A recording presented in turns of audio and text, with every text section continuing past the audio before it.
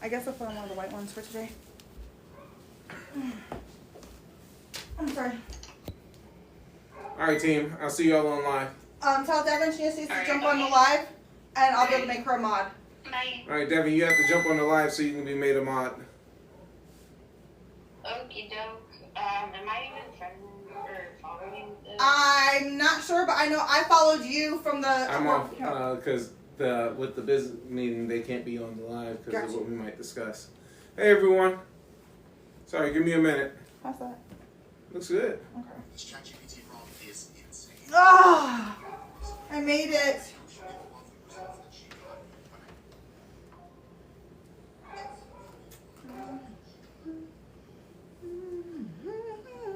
Well, it's not a gun. What's wrong, baby? I just like scrolled out of TikTok. Yeah. Hold on. You got like 3 people in here? Oh no. It like turned all the way around. What you did? I didn't do anything. You might have to hit it off and redid it. Pop. I think the cords are caught. There we go. I don't know. Hold on.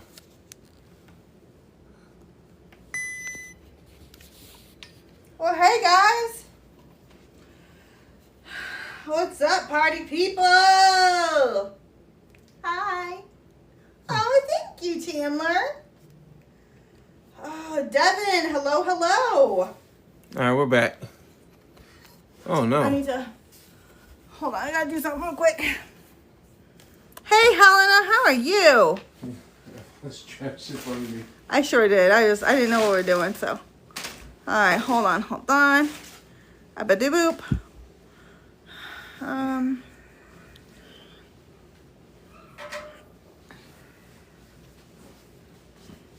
We are X-ray. Which one you want? I want the ones that have the chocolate sprinkles. So you look like a nose? They're nice and soft for my teeth first. Hi, I do. I have braces for right now. Hopefully they'll be gone soon. Okay. We are going to end up having to turn the volume up at some point. On that? Once we have our guests on. So. I did have a good talk with my med doctor Tuesday, thankfully. And what happened? Can you tell us? MJ, what happened? I had to know who you were talking about. Yeah. Did you want a cookie? I will in a minute. Oh, okay. We might have to back this up a little bit. Back it up. Back up. That should get it all in. I has cookies. Chandler, come get cookies. You know what?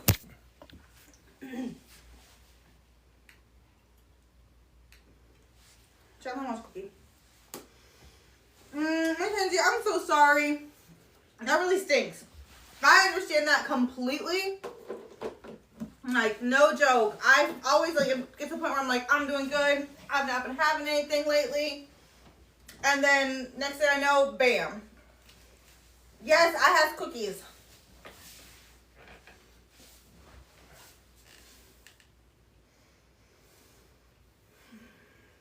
So, Justin. Yeah, baby. The title of today's live is like weird. It's Not what it's Miss supposed to Wicks be. and how the mind ticks. F&D flares are so unpredictable. It's crazy how the brain works. Mackenzie. Mackenzie, let me ask you a question. Oh, that's crazy. We got an announcement. We should have put that in there as the title of the announcement. I can't change it now unless you want to leave and come back.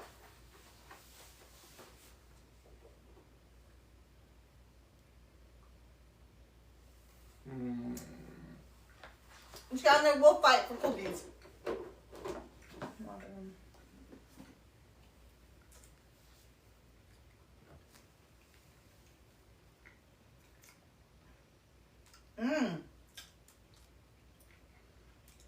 How do you feel about all of that, MJ?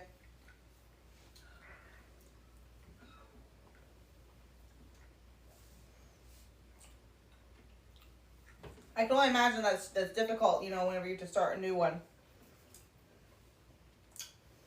Hey, Kristen. Helena's eating Oreos. Ours are homemade.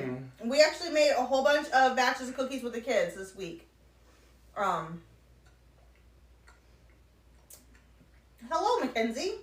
Now we got is it 2 different Mackenzies in here? Yeah, we have 2 different Mackenzies. Mm-hmm. Thank you, Hannah.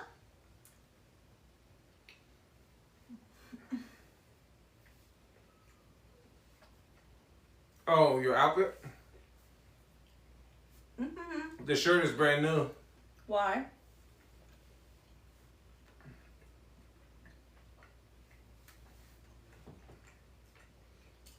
Rachel's birthday is next month, so I went ahead and bought her a new shirt. Well, a whole bunch of them. Because she said she didn't have any business attire.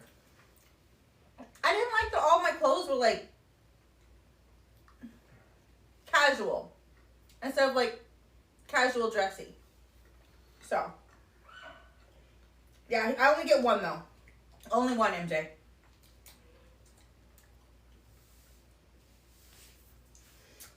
Rowan, thank you. Okay, so Rowan says, let's get the likes going. Be sure to follow and stick with us for what, Justin? Upcoming events. Yeah, mouth I wasn't looking at too. Random? No, ma'am. I will be 43 this year. I am proud of every single year I have been here. I'm not gonna lie about my age.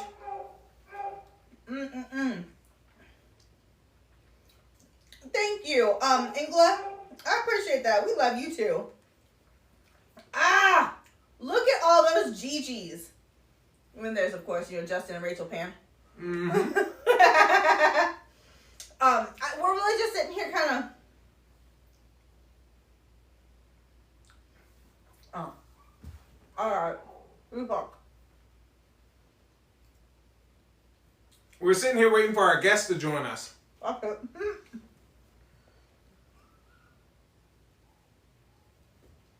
I have food pressure. We have a counselor, a mental health counselor, joining us today. So what had happened was... No, let's not do that. You see what had happened was... The psychiatrist that was supposed to join us today contacted us a little bit late and said that they mixed up the days and couldn't make it. So we jumped on our speed train and went ahead and started looking up individuals who would be willing to join us today so that you all would still have an individual to talk to. And we came across a mental health counselor who will be willing to come on here and speak. So, hey, sorry I'm late. No, you're not late. There's a couple comments we've missed because you guys know the comments go really fast. So if we missed stuff, bear with us. Okay, so Random just turned 50 in May. Amazing. I know. Red is finally out of the hospital.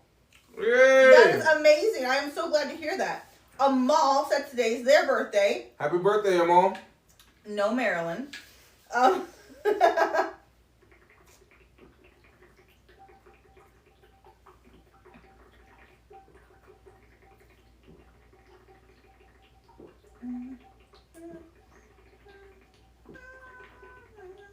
Helena says she's turning 23 this year in October. I'm glad you're having less seizures right now, Michaela. That's awesome. Michaela, are they non-epileptic seizures? I'm pretty sure. All my sons follow up appointments. Oh, Allie, that's awesome. Allie has her son's follow-up neuro appointment on Tuesday. Wait, Allie, does your son have functional neurological disorder? For some reason I was thinking Allie's son had febrile seizures. Okay, febrile seizures? Yes, they are possibly... Thinking F&D for Michaela. Michaela? Michaela, have you signed up on Neuro AI Monitoring's website for their wait list yet? Hey, JoJo Binks. Hey, JoJo. If you're on here, y'all need to push this out because the CEO contacted me today. Oh my gosh. And 20 people signed up during the live last time to be Good in job. the trial for the Michaela wearable signed up. device. Okay. So if you're brand new to this channel, and send it out to everybody, they had a meeting without us yet. Hold on. Jen just said, my roommate has invisible seizures all day, every day. Are they epileptic or non-epileptic? I'm asking that for a reason, Jen. Please send your friend, your roommate to the page. Because of what I'm about to say. MJ, there's no emails going out yet. All right, you finish it. You finish No, it. I'm the comments are... Because I'm going to get something to drink. You go ahead. Okay. So finish what I was saying. Okay, so here's the thing, guys, right? We told you when we would talk with Kevin, it was just last week, wasn't it? Yeah. Last week when we were on with Kevin, we were talking about how we needed 100 people for the trials, right? Everybody remembers that? Everybody, like, look, I swear it's recorded somewhere. He said 100 people. We got the notification today that they are expanding the trial to 500 people.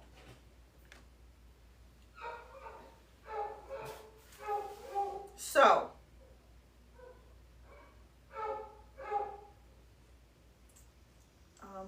I'm sorry, I'm trying to go through the comments.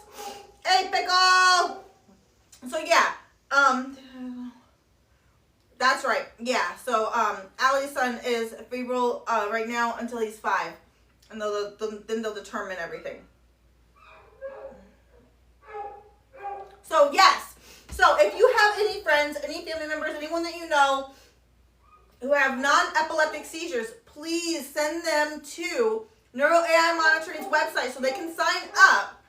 And they just need to click the How It Works button. And that will put them onto the wait list when they fill out that form, okay? So, hey, Amber. Amber, I've been meaning to call you. I just have been, it's been so, look, my brain doesn't want to function and work and stuff. So, all that. Messages.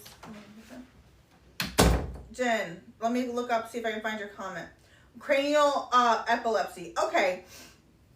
As of right now, it's only, this trial is only for non-epileptic seizures. And the reason why it's for non-epileptic seizures is they're just now starting the research on the non-epileptic seizures.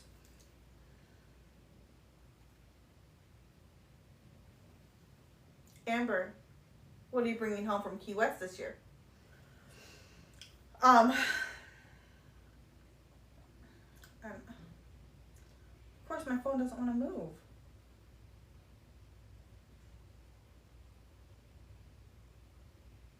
So yeah, so the trial has gone from 100 to 500 people that are going to be accepted, all right? So, everybody, just so serious, please share the live, like the live, push this out because we need to have more knowledge and information spread so that we can get people who need to be in this trial to have access to it, okay? So, he always does this where he leaves me, and he thinks I'm gonna know what I'm supposed to say. Oh, hey, babe. How many pairs of sandals can you fit on your feet? Yeah, I know. Are you really? Doodle Lady said that they're possibly going to be having surgery this winter. Good luck. So why are they just now doing research on non-epileptic seizures? That's a really good question. And I do not have an answer for you because that is not my realm of expertise. What I can tell you, Kristen, is that the diagnosis I have was only put into the insurance coding system in 2021. So. Someone's asking, do we know why Neuro AI charges? Neuro AI, why are they charging? Okay. It is one person. Neuro AI monitoring is a person. A person. Who he literally funded the entire development of the software. And so he has no way to, he didn't create the wearable. That's what I was trying to say. And so because he didn't create the wearable, that's not his device to give. It's actually not just him. It's Muse, who is connected with us as well. That's their wearable device. He's making the software. And so that's going to be able to better understand non-epileptic seizures. Now, here's the thing. If you have been diagnosed with functional neurological disorder or are trying to, you'll notice that they'll send you to get an EEG or a MRI. And both of those say you don't have non-epileptic seizures, or you don't have seizures. Mm-hmm. So the thing is, Muse has the technology right now that can see non-epileptic seizures happen before they happen. Hi, Sammy. The catch is, Neural AI is going to be developing the software that can be specific to the individual wearing it, not just a blanket, not just putting you in a box. Specific to the individual wearing it, and pick out when the individual is having the trigger, getting triggered, having the episodes, and then what happens afterwards. Right now, there isn't many technologies out there that can do that. So he's charging because of the price of the wearable. He's paying for each one out of pocket himself. So that's one reason why he made sure that the Muse gave us some kind of a discount code for everyone that's going to be a part of it, because he wants to make sure that he can do everything he can do. He's doing everything he can do to reduce the cost for anyone. Yes. Is that? My brain doesn't want the brain right now. So, share the live, share the page, because we don't know how much longer this page will be here. Make sure you're moving on, and I say that right now. Share the live right now, because we're going to discuss that right now. And share the page, because we don't know how long JD_ is going to be on TikTok, with TikTok switching over to something else. Okay, so Big Mama Cherry. I was going to say, make sure you go follow us on Facebook and Instagram. And YouTube. That's an important announcement. Make sure you follow us there, because if you lose us here, you want to still have the ability to follow us for all the updates. And connect for the information that we're going to be coming out with. And the resources. Okay, so Big Mama Cherry, I'm not sure what question you're asking about. She said, this is my first time hearing about this. Are you talking about the wearable?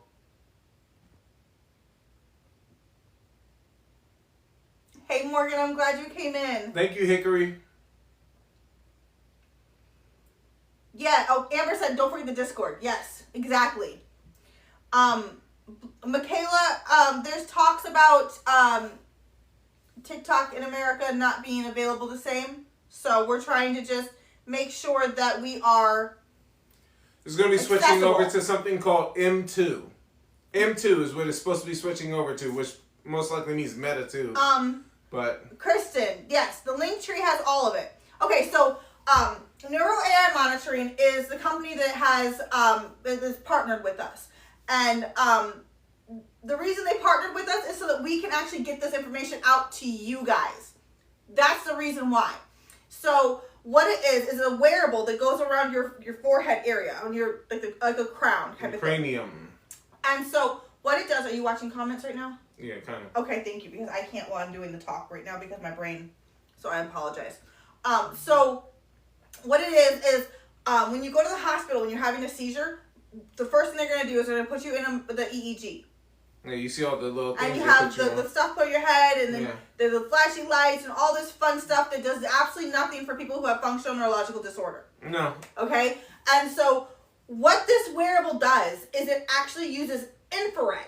And it is able to see what your brain is doing before, during, and after you have a episode, seizure, whatever it is. Now, this is for non-epileptic seizures. Okay, that's what this wearable software is for. And what happens is the software is going to analyze the information from before, during, and after your episode seizure whatever you call your seizures. And my brain is slowing down so quickly.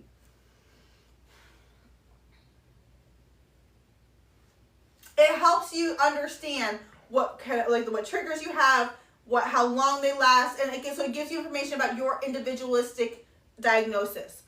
So you can then at that point better understand yourself. Your caregiver can better understand it, and then you can also provide this information to your neurological team. I'm sorry. Brain is weird today. Bear with me, guys.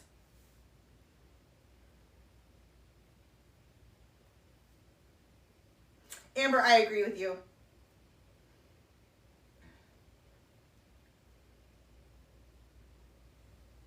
Next week I'll be going through F&D therapy, and this is Big Mama, and I'm ready to see what the plans are. I think a bug flew by there. You saw that too? Yeah. Oh, that kind of scared me. That's really awesome, Big Mama. I would love to hear more about the therapy you're going to be doing. That's really awesome. What's wild is we sit, because it's two of us versus one, we sit so far away from the phone, so it always looks like we're staring at our phones, but we're actually watching the comments. No, we're reading the comments. We're watching the live with you guys so that we can actually be, like, I have to have the phone right here so I can see it, because I can't read comments otherwise.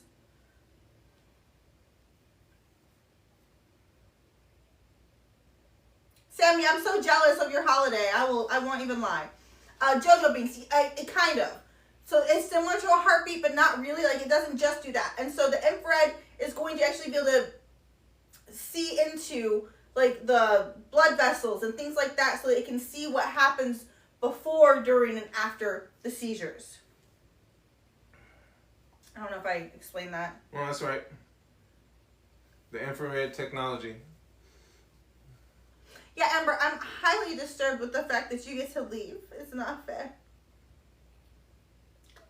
She's going to Key West next week. Yes, Big Mama Cherry, I'm actually so excited. I really am, because I don't know what your journey has been through your F&D, but for me, when will we get an email to... when... Can I get back to you on the when?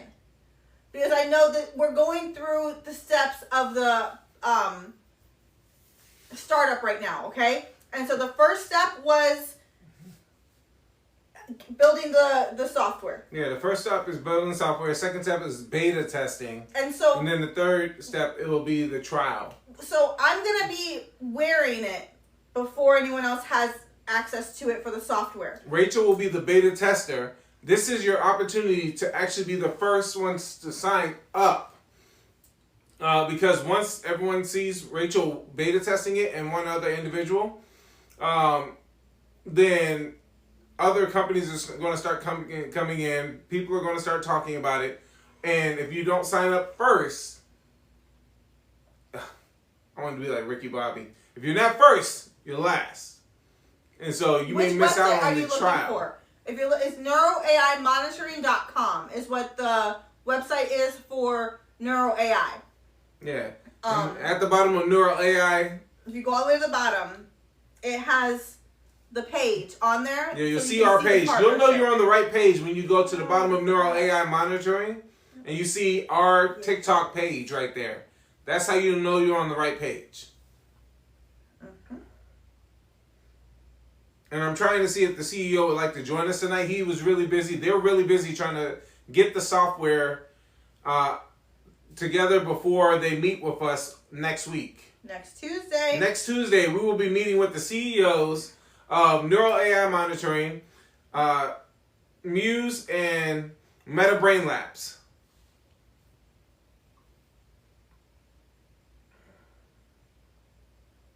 Yes, and everyone, please tap and share. Let's get up the likes so we can get on the FYP page so that they can hear more about this. So we can get this message to more people. Yeah. Any questions? Anything? Hold on. Cherry, oh my gosh. Ma'am, you are not the only one. I have not been a part of the workforce since 2014. I've tried. Tell them what we're doing right now. What do you mean with the nonprofit? The nonprofit? Mm-hmm. On the main page of Neuro AI Monitoring, if you go all the way down to the bottom, there's an image of the TikTok page. KB wants to know how much it is to participate. I don't know the exact because, hold on. You're asking me to do math and my brain doesn't like to work. No? Sir, Yes. I've been talking to you. Oh, I'm zoned out. I yeah. see that. I am zoned out. Mm. Yeah. Sorry, guys. I was up at 3 o'clock this morning cutting the branches in our yard because I can't be in the sun like that. So I apologize. I'm back. I'm back. Me too. It was very hard to accept that I'm disabled. Yeah, I think that's the thing. Like the stages of denial. When you first find out you're disabled, you realize that your life will be altering. So it's different. Okay, so it's not that there's a cost to participate. I want to make that clear. So I apologize, KB. Like when I tell you that my brain is scattered today, I'm really sorry. So it does not cost to participate. The cost is in the wearable because the Neuro AI Monitoring does not own the wearable company. You're not watching the messages. I am. I just saw tap the screen to share the live and comments and the Black Sheep. If you didn't know, I wrote a book called Breaking Generational Curses. When I'm sorry, I'm so freaking tired. I'm losing my stuff right now. Breaking the cycle when a generation of black sheep raise black sheep. Oh man, I'm tired. All right, I'm back. Wake up call. I don't drink coffee, so I don't have any caffeine.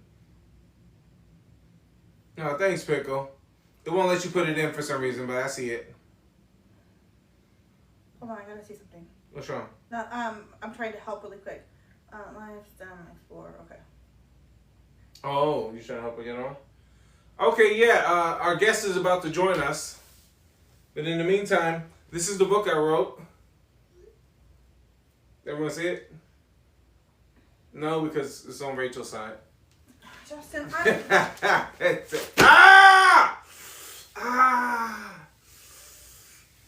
Nothing touched your knee. Nothing touched your knee. Nothing.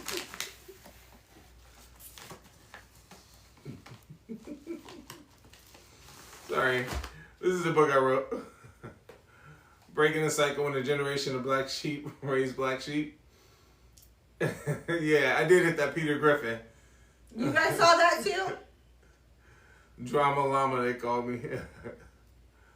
We will have a book group. It's going to be now run by Pickle and Rowan, and there will be another one of our teammates who has just joined us, lifeguard in training, and she will be joining as well. Everyone has the book. Do you have your copy? You can get it on Amazon. No, I'm joking. Wow. What, me? You. Yeah. Who said reading it now? Jess. She says okay. Oh, Jess, you're reading it now. Yeah, Jess, tell me about it. What do you think? Tell the class. Tell the class about it, Jess. What do you think? And can you please type hi in the chat for me? I need to be able to see you. You should be able to get a copy even if you live in New Zealand, and we've been together for quite a while. It is hold on.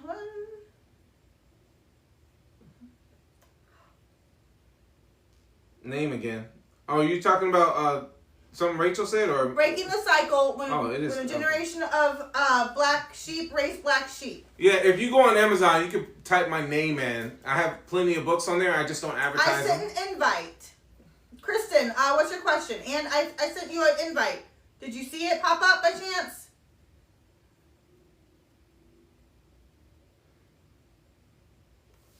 I can go over there and send one. Ah, man, that's my shoulder.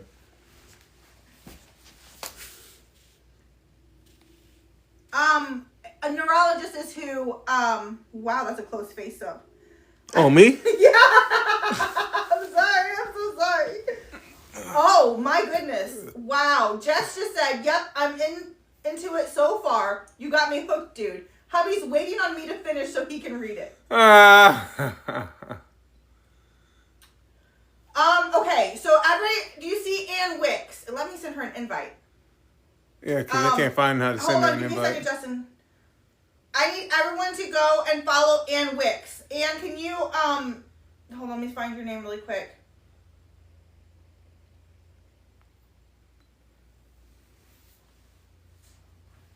Okay, the comment I just put at the top. I need every single person in here to go and follow her.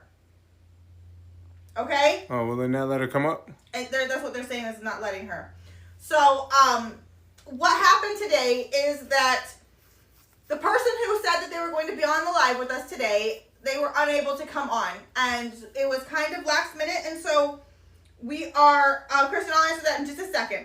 We have a guest. We just need you guys to give her enough followers so she can join. So I need everyone to go in and follow Ann really quick. All right?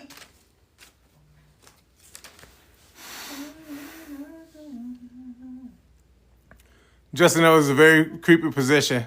Probably. I don't know. I was looking down. I'm on the ground right now, trying to get this to go. Do you need 1,000? I don't know if she needs 1,000. It shouldn't be anymore because I know plenty of people who've gotten up with less than 100. So it really picks and chooses sometimes. How much is a wearable going to cost? So if you go to Muse, $500. if you go to Muse right now, go to their website. The S Athena is the actual wearable. So those are the companies we're working with. Go to Muse, you'll see the wearable. Please do. And whatever your review is, please let it be 100% honest. Like we're not asking you to put a certain review on this. No, we want you to be honest. We want your honest opinion. Okay? Yeah, we want your honest opinion. She said, "Thanks, guys." Yeah. Did her account go up? Well, she has 14 followers already. Yeah, it's only 14. There's 53 people here. Everybody, Okay. go follow Ann so she can join us tonight. Now, who we're trying to get up here is she's a resident in counseling who specializes in neurodivergence and complex trauma. Okay, so this is who we want to have up here speaking with you guys. So say it one more time. She's a resident. She is a resident in counseling. There you go. Specializing in neurodivergence and complex trauma. You want her on here tonight. Yeah.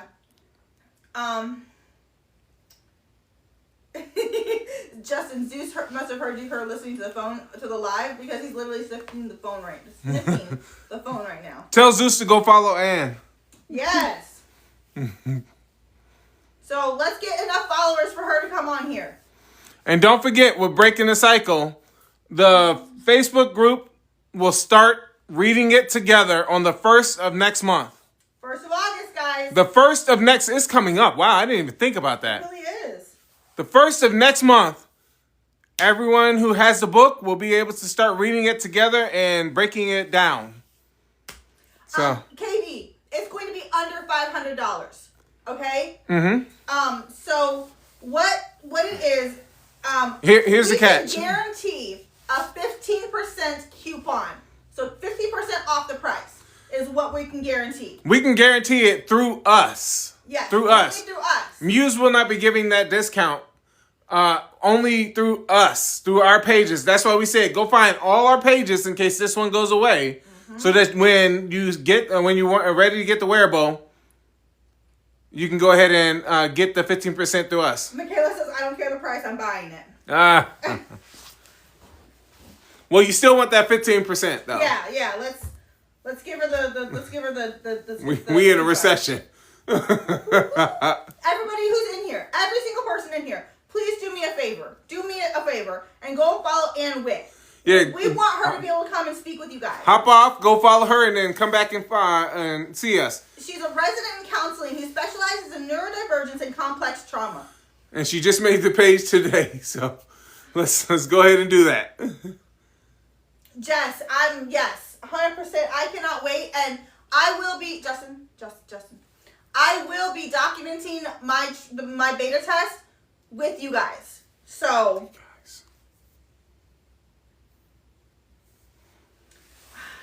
it changes all the time. I don't know how many we need. How many does she need? I just said I don't know. I gave her a follow. That's amazing. Feisty baby cub. Yeah, feisty baby cub. I said it. Why can't I? Yeah, it won't let me let people I know. make comments. This is wild. It's weird.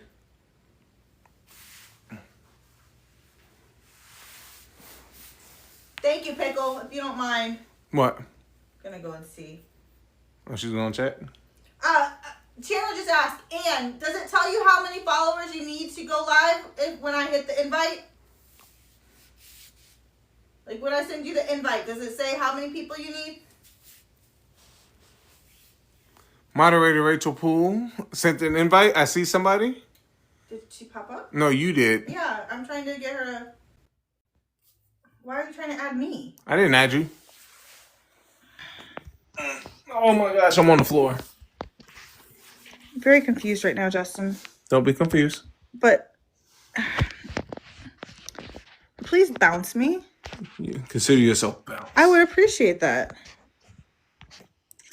Yeah, it says that for me too, Amber. That's why I don't understand.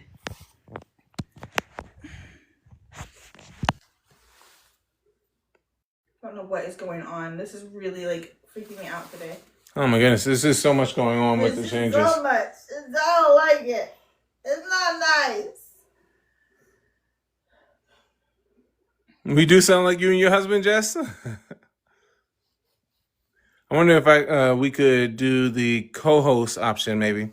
I think that might be a smart idea. If she can't go live yet, then we can't, though. Yeah, but if she can't get on here, I'll go see if anything is happening and be right back. All right.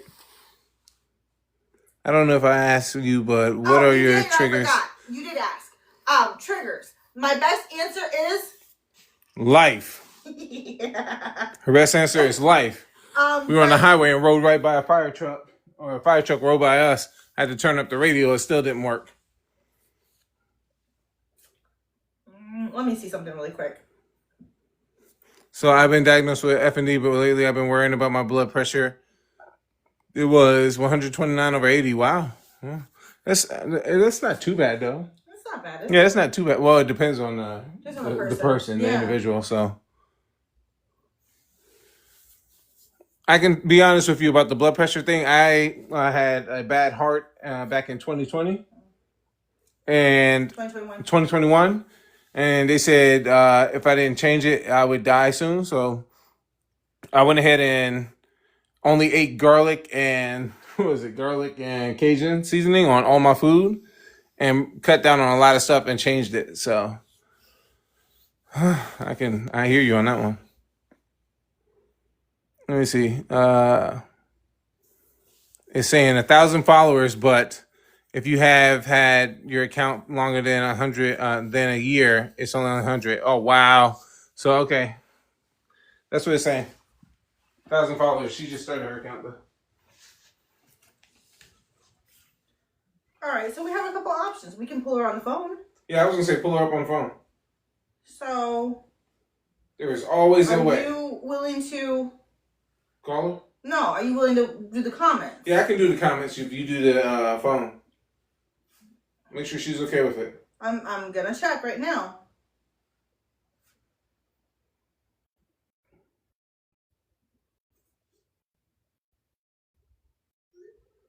Are there any comments? Because you're not even like, I see it moving, but you're not saying anything. So mine is like right there. See that? Okay, so we're gonna call Ann really quick.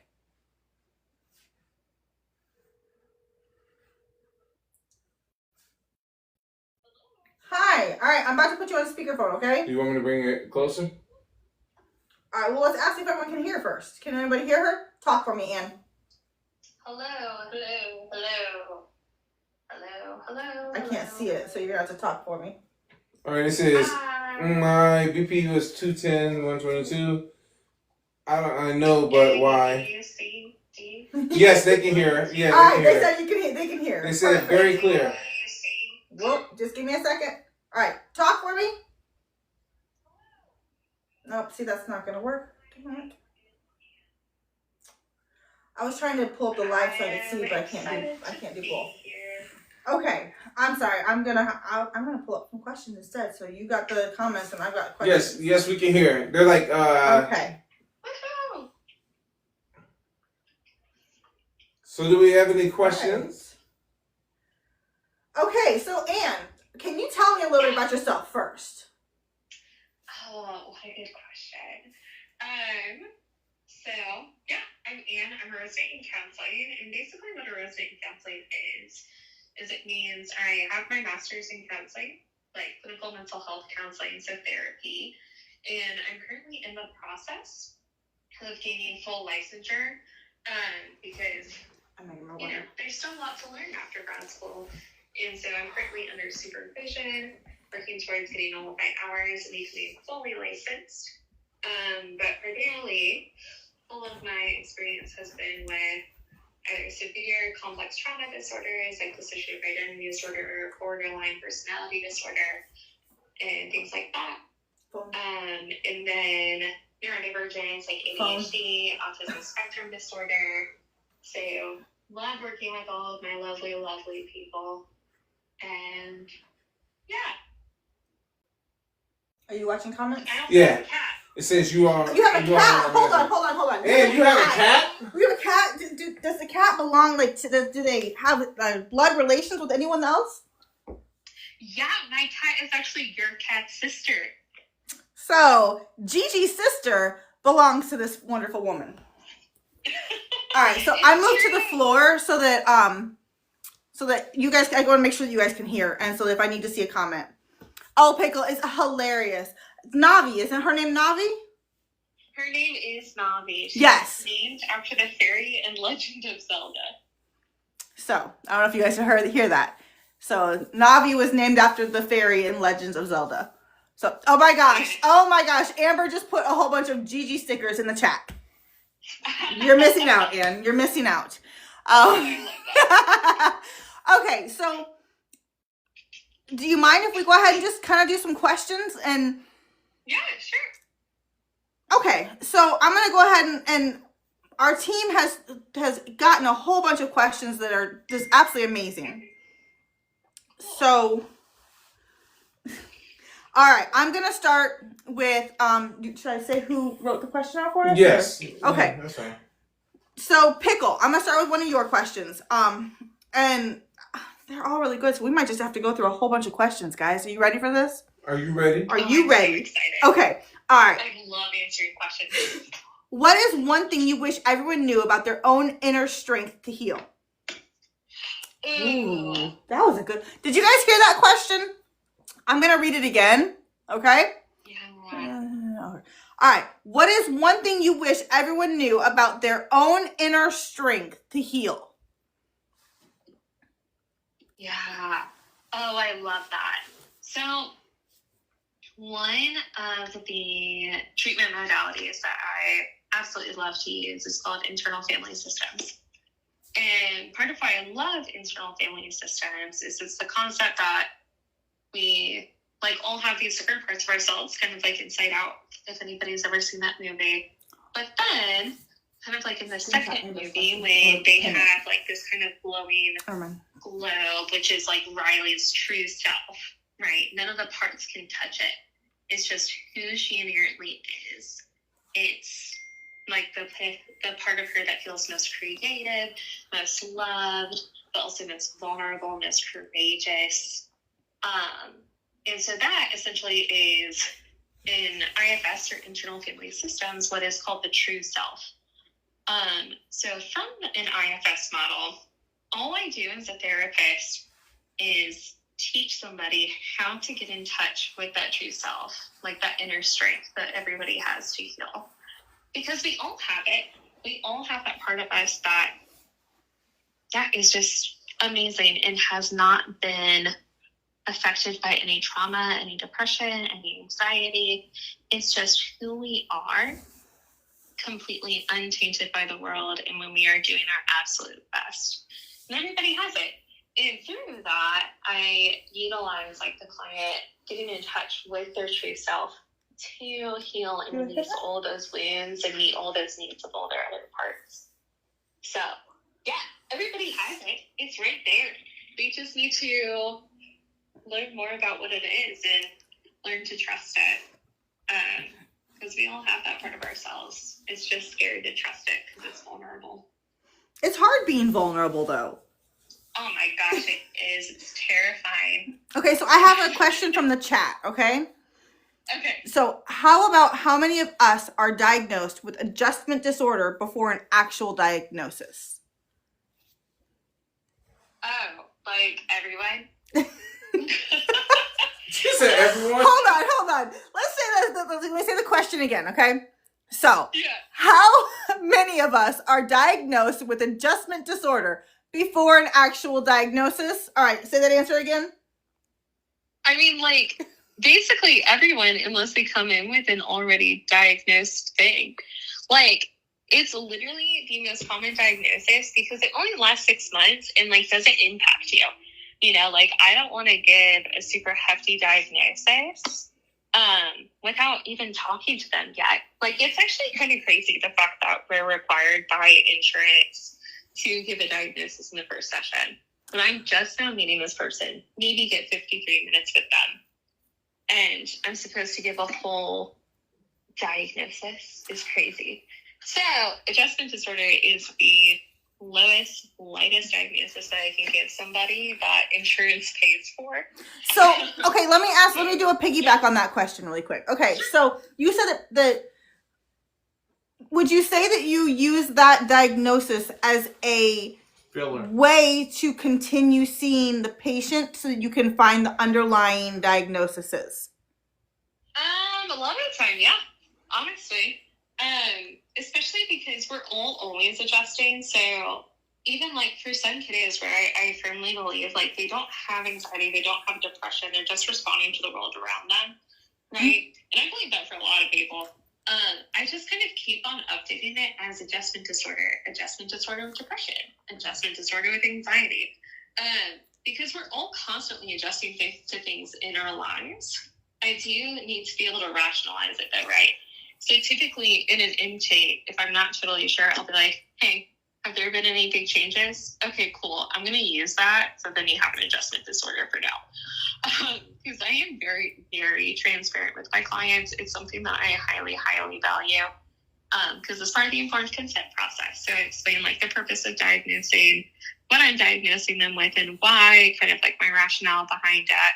I even explain like the pros and cons of certain diagnoses, right? Like, because I don't diagnose ADHD or autism. Personally, I send people for testing for that. Right. But there are honestly pros and cons to those diagnoses in the world right now. And I try to like walk those people through it and be like, hey, heads up, here are all the amazing tools, amazing resources that you can have if you have that diagnosis. But heads up, these things exist as well, which aren't necessarily like totally harmful, but there can be limitations to those things just because of the world we're in right now. All right, so let's keep moving on with some of these questions, okay? I'm going to read a couple of pickles, and I'm going to go down to the next person. Absolutely. Okay, so Pickle is one of our mods, just so you know. Cool. Hi, So she's actually from Canada, so oh, cool. yeah, really, we have really awesome team members. But anyway, as soon as you get up and running on TikTok and we actually get to have you on our live for real, you'll get to meet them more. Yeah. Okay, so next questions. You talk about creating a safe space. What is the first thing you do to help someone feel that safety in a session? Well, I mean, the first thing I always have to do is go over the entire informed consent and limitations and boundaries and everything, right? Because especially, again, like with kiddos and complex trauma survivors, I want the boundaries of the session to be impeccably clear.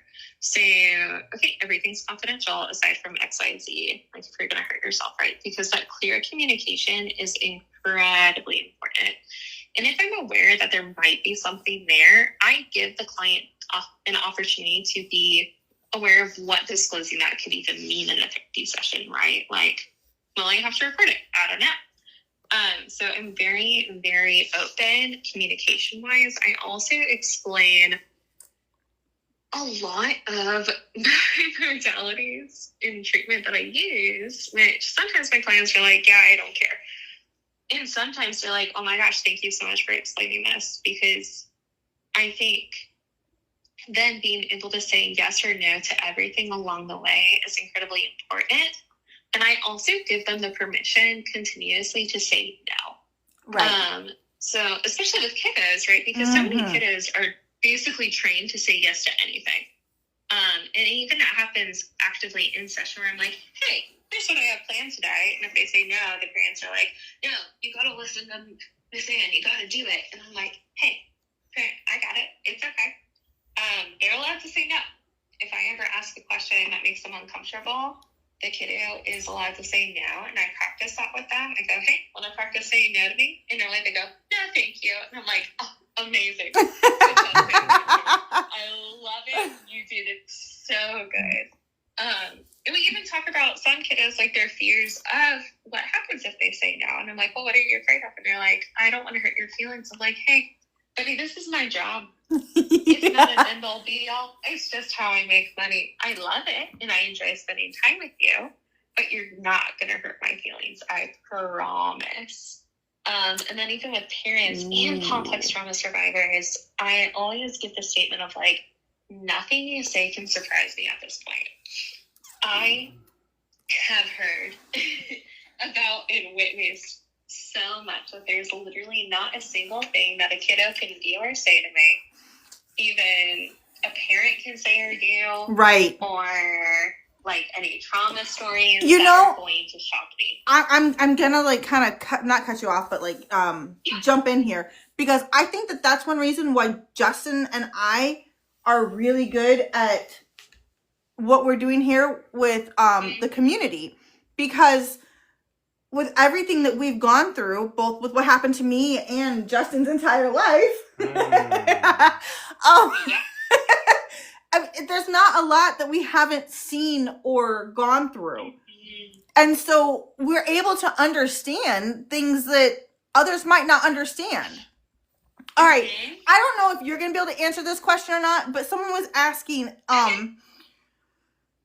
could my absent seizures that I'm having be psychological and not physical? Now, I know personally from my experience, I have a lot of doctors who tell me that mine are all just psychological, even though mine are from a physical trauma. So, what's your opinion on that? I mean, yes and no. There's always the possibility, right?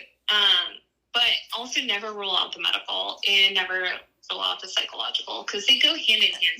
They really do. And like, I know, like for me personally, I have both because of what I went through. So yeah, it's so hard to be like, no, it's just this one, especially when you're talking about brains, guys, because brains are really, really like complex. Well, I have a question. They were told that the last from what you know of Rachel Poole, what would be your opinion? It doesn't have to be a real. We're not asking for medical advice. Like that medical diagnosis. After meeting Rachel and knowing about her story on her seizures, her functional neurological disorder, and then her seizures. You've seen them in person? Yeah. Yeah. I definitely have. The way you said that, though.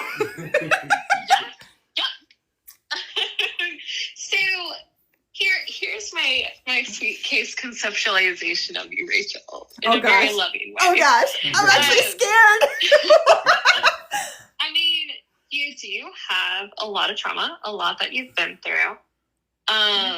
And I think the physical injuries that you have sustained as well as the psychological injuries that you have sustained, have incredibly affected your brain, probably, right? Yeah. Now, psychology at that point, with everything you have been through, is not just going to fix it. Like, that doesn't mean it's not physical. I'm sorry. Right? Like, can you just say that again, please? I mean, like, therapy's not going to fix it, right? Like, it's not. It could help. I don't know. But... And I love you for that, like, so very much, because, like, I know that you haven't been along our journey with me on this, but the number of different therapies I've tried. Yeah. We need everyone to hear this conversation in the chat. Because we're always getting those questions about, statements on, it's all in their head. If you would just go to talk therapy, you'd be all better. Therapy, or maybe you need more psychotherapy. No. Because, like, okay, so, like, part of why, like, we became, like, cool, you know, is I also have been through a lot. Yes, you have. Complex trauma survivors, like other complex trauma. Right? And I have done an incredible amount of healing. Like, it's been so beautiful. And there's a lot physically that's also healed along with that. Like, I don't get nearly as many migraines now. But that's I still amazing. get migraines. I still get them sometimes, though. But have pain. Migraines are also something that doctors don't have a lot of information on. Yeah. And so like, for me, well, did you know, as a medical professional, did you know that migraines are the number one reason that people go to the neurologist?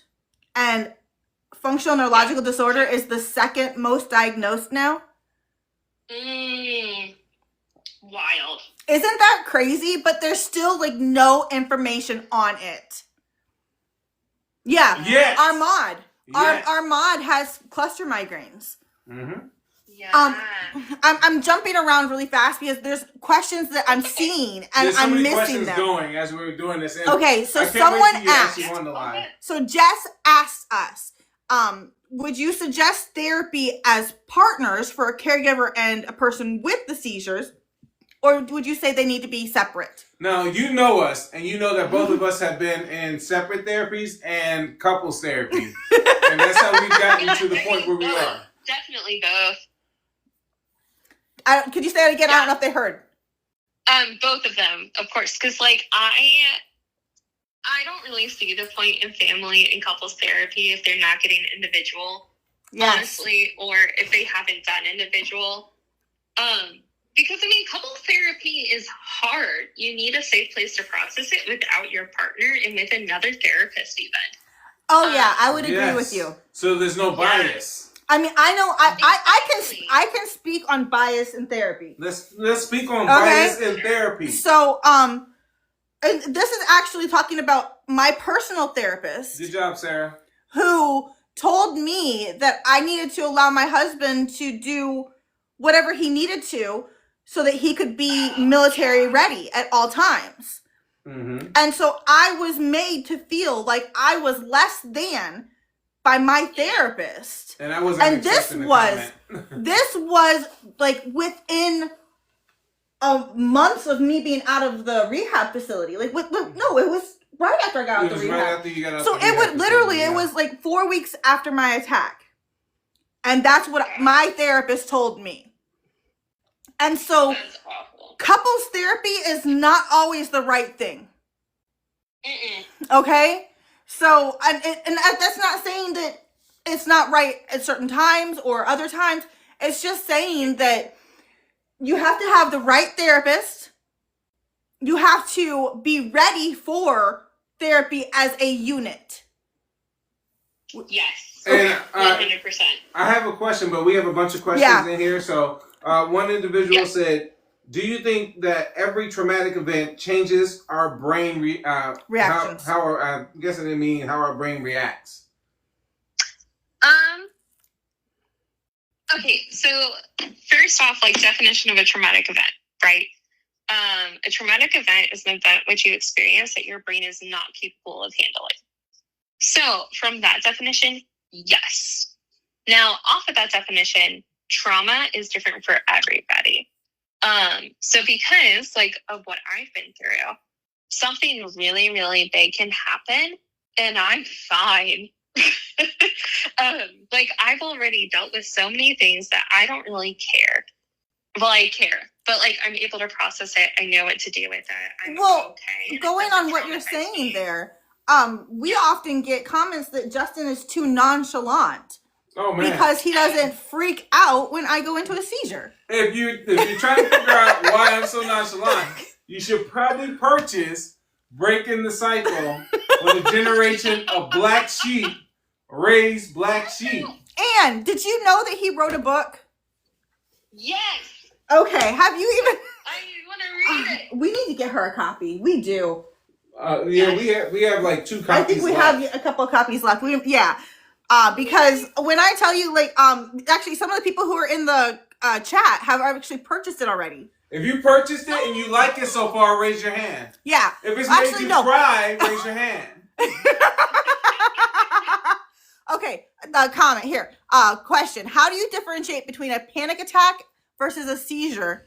As in a panic, can a panic attack?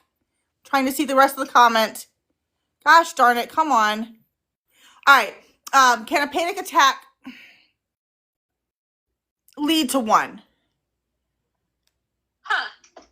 I don't know. So I know that I'm not the right person to ask on that because I don't really panic. And that sounds really weird, but when you go through the stuff that I don't know how to say that because I've had some really terrible things happen to where I know bad things are going to keep happening. So I don't panic over them. I work through it so that I can get to the other side of it. Where I spend time analyzing. I just push through. Yeah. Yeah. There's more comments going through. Well, what do you think about what you just said? What? I was asking. Oh. What do you think about what I was just saying? I mean, yeah, I get that. Because, when you've been through so many hard things, other things don't faze you, right? I have found that the more healed I've become, the more sad I'll get about certain things. Now, can I ask you a question? Is it that you are actually more sad, or are you able to process the feeling of sad more? Oh. Process the feeling of sad more. I'm not dissociating anymore. Yes. That means buy the book. Get the book. Okay. I keep the comments keep jumping. I'm so sorry. Oh, but one thing I'll say too, it is not uncommon for me to meet complex trauma survivors like myself who have been through similar things that I have that we don't need to get into today.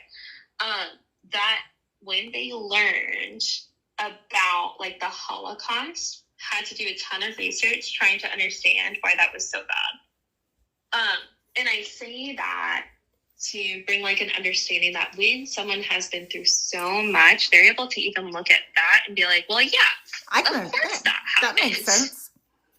Yeah, so it's even when I was a kid, I was like, well, yeah, okay, that sounds better than what I went through, though. Right? No, So one thing that a lot of my friends have told me in the past is that the one person you don't play one up with is Rachel.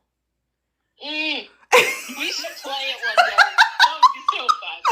You, me, and Justin. Let's see who wins. I promise you, I'm not in it to win. I don't want to win. I don't want to win. I don't think any of us want to win. Nobody wants to win the one-up game with people with chronic illness, chronic diagnoses, and complex trauma. And complex trauma. It's not a one-up win. Oh my gosh. I don't know. Amber, yes. No, that's it exactly. Amber says, I feel like I've been through so much trauma that when something happens that she's numb to emotion. Yeah, I mean, that's dissociation. It's a disassociation. Yeah, completely. Yeah, feisty baby cub. Yeah, I'm glad he is. I'm missing comments. There's a lot of comments. Okay, Sarah's Okay, please don't do that. I have anxiety issues that feel like seizures might cause it, and then they panic after a seizure.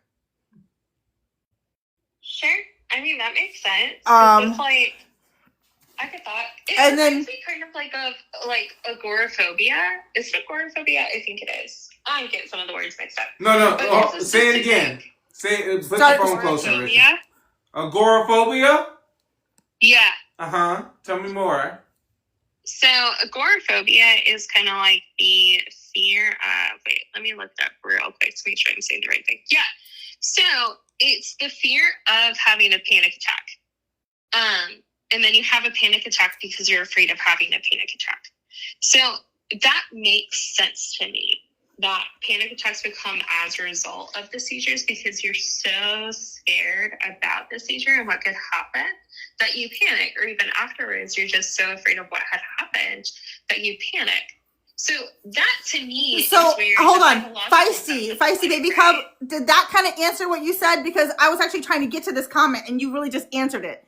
So you said when I wake up from feisty said when I wake up from my seizures, I sometimes wake up in a panic. And so that's kind of what you're talking about, wouldn't you say, Anne?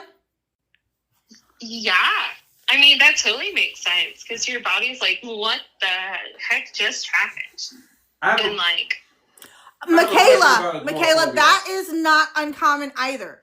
Michaela says that she gets angry after her seizures sometimes. Well, yeah, anger is a form of anxiety a lot of the time.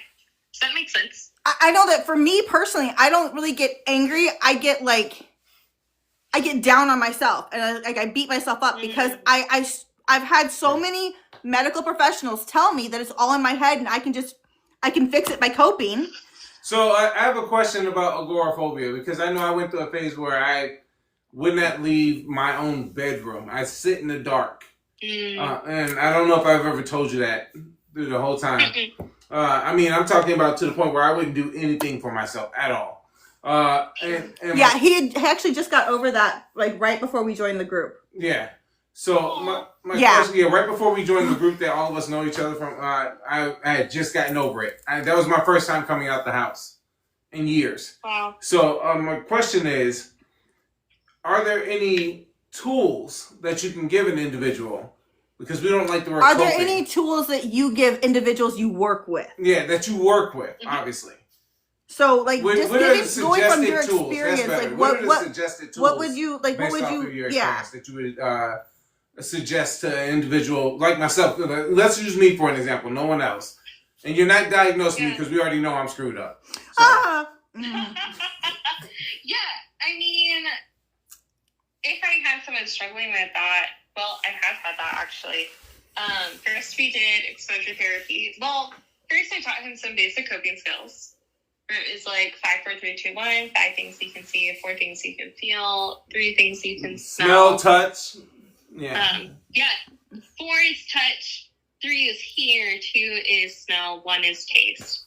Yeah, I went through that. And things like that are like bilateral stimulation, which is like rocking back and forth or tapping your shoulders back and forth. What do I do all the time? I don't know if people see me do this. You can't see it when I'm tapping my fingers.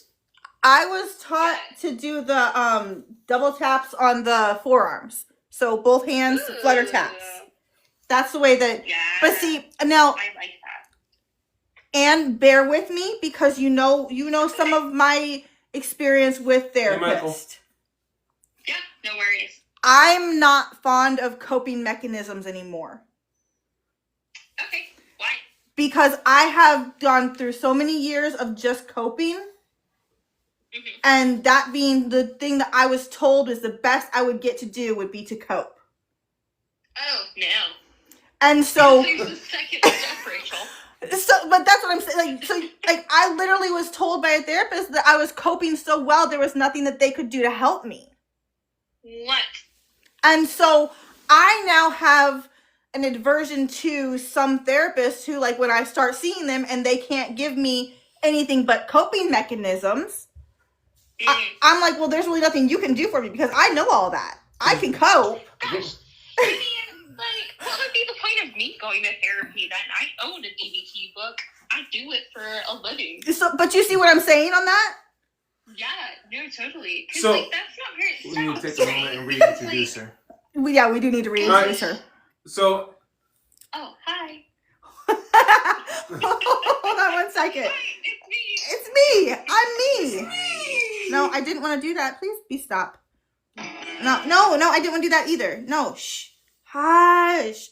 Okay, so we have with us on the call, and of course it just went away, and so I can't see it now. I want to see her bio. I found it. All right. We have with us Ann Wicks. I'm sorry, Ann Wick. I don't know why I had the S on there. Probably because I kept saying John Wick. Yeah. Just messed me up.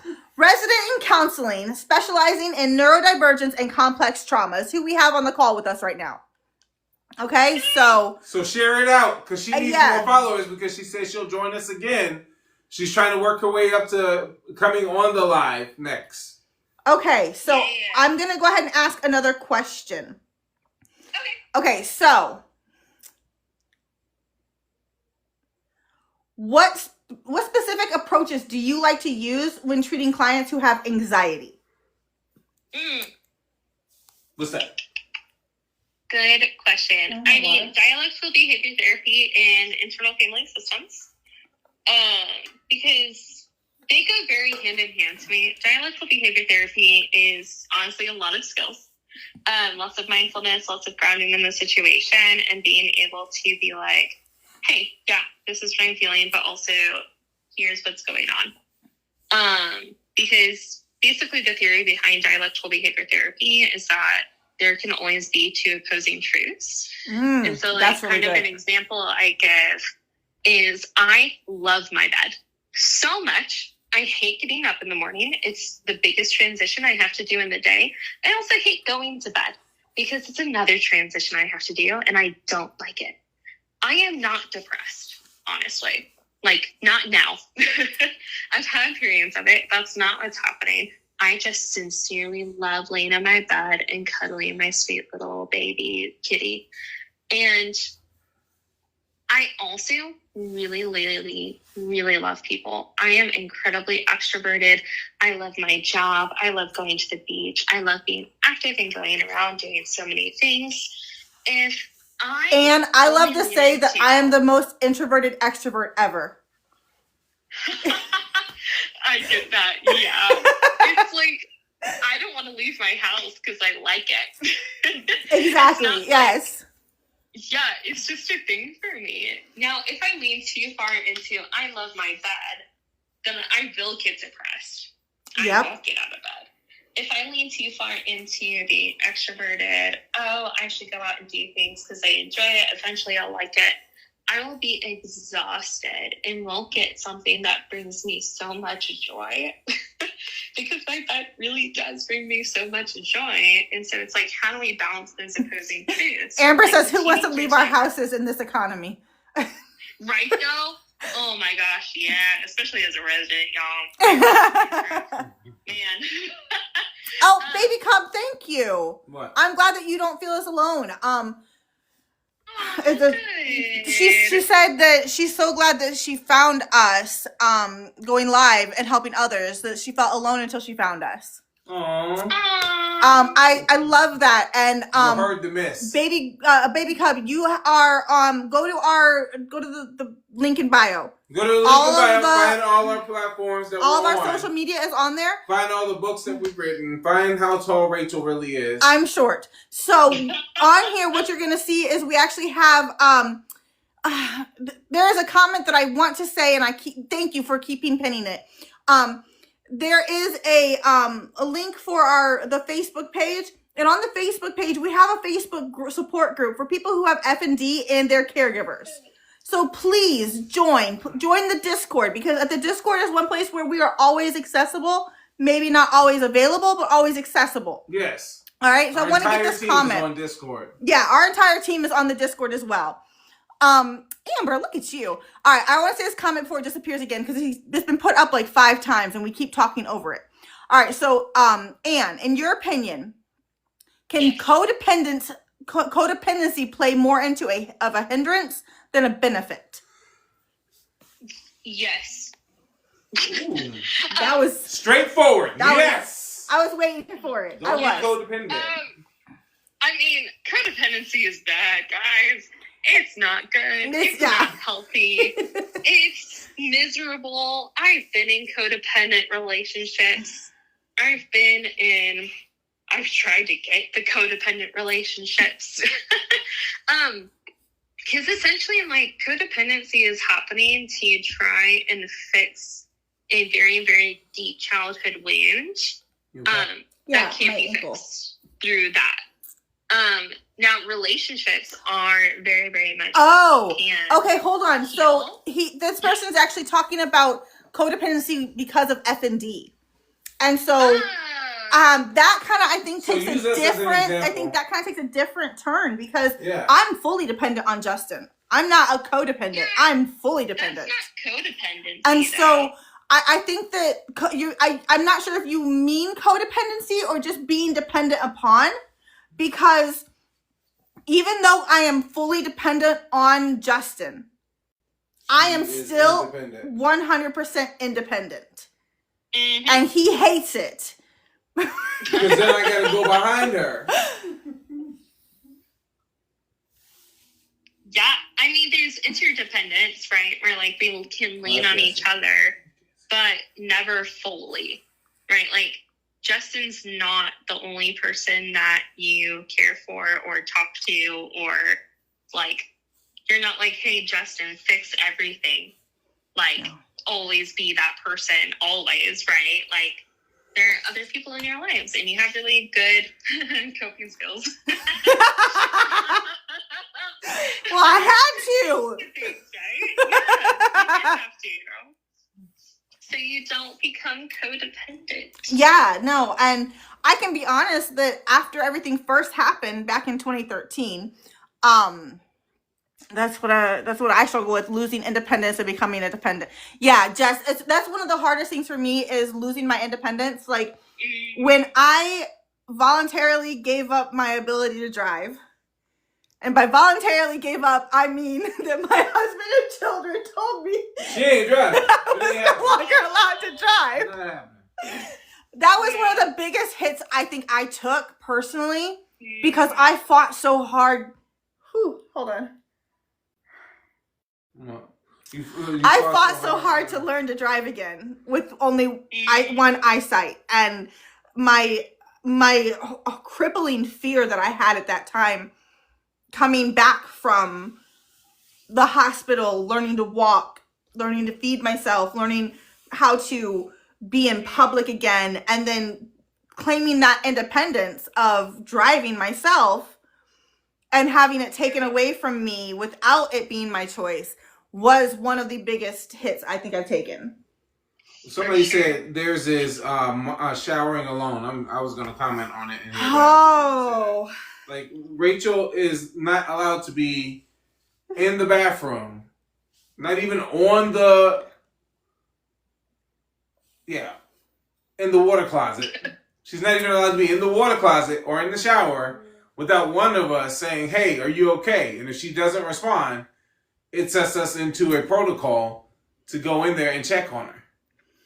It even gets to the point where our daughter, whose bathroom is attached, like the wall's attached to our toilet room, she'll be like, Mom, yeah?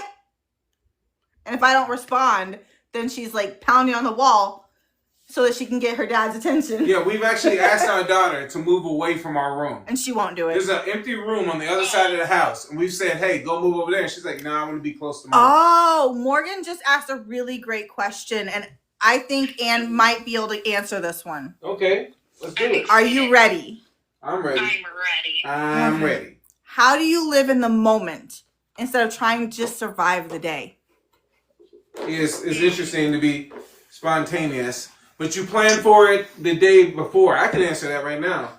You plan for it the week of, the day of. You don't plan for the spontaneousness. You don't plan for being in the moment. But you plan for if something were to go wrong. But hold on, see, you're talking out of your experience with what I go through. Mm-hmm. But see, the problem is, like, with Morgan doesn't have the same things. Morgan has other things. And so they want to know, how do I live in the moment and not just live to get through the day? not out of just like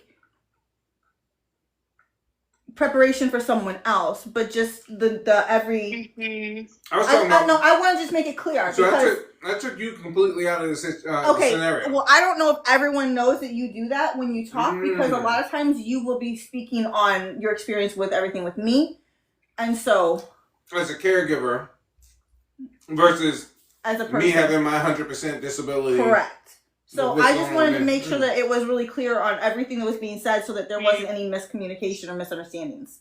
If you ask Rachel, I plan for any kind of scenario that can happen if I leave the house with me, and then plan what can happen with her. No, he was not a medic. Mm-mm. He did logistics, which is why he's so logical. Mm-hmm. Did you like that? Yeah. All right, so Anne, what did you think about that? Living in the moment versus living to survive the day. Such a good question.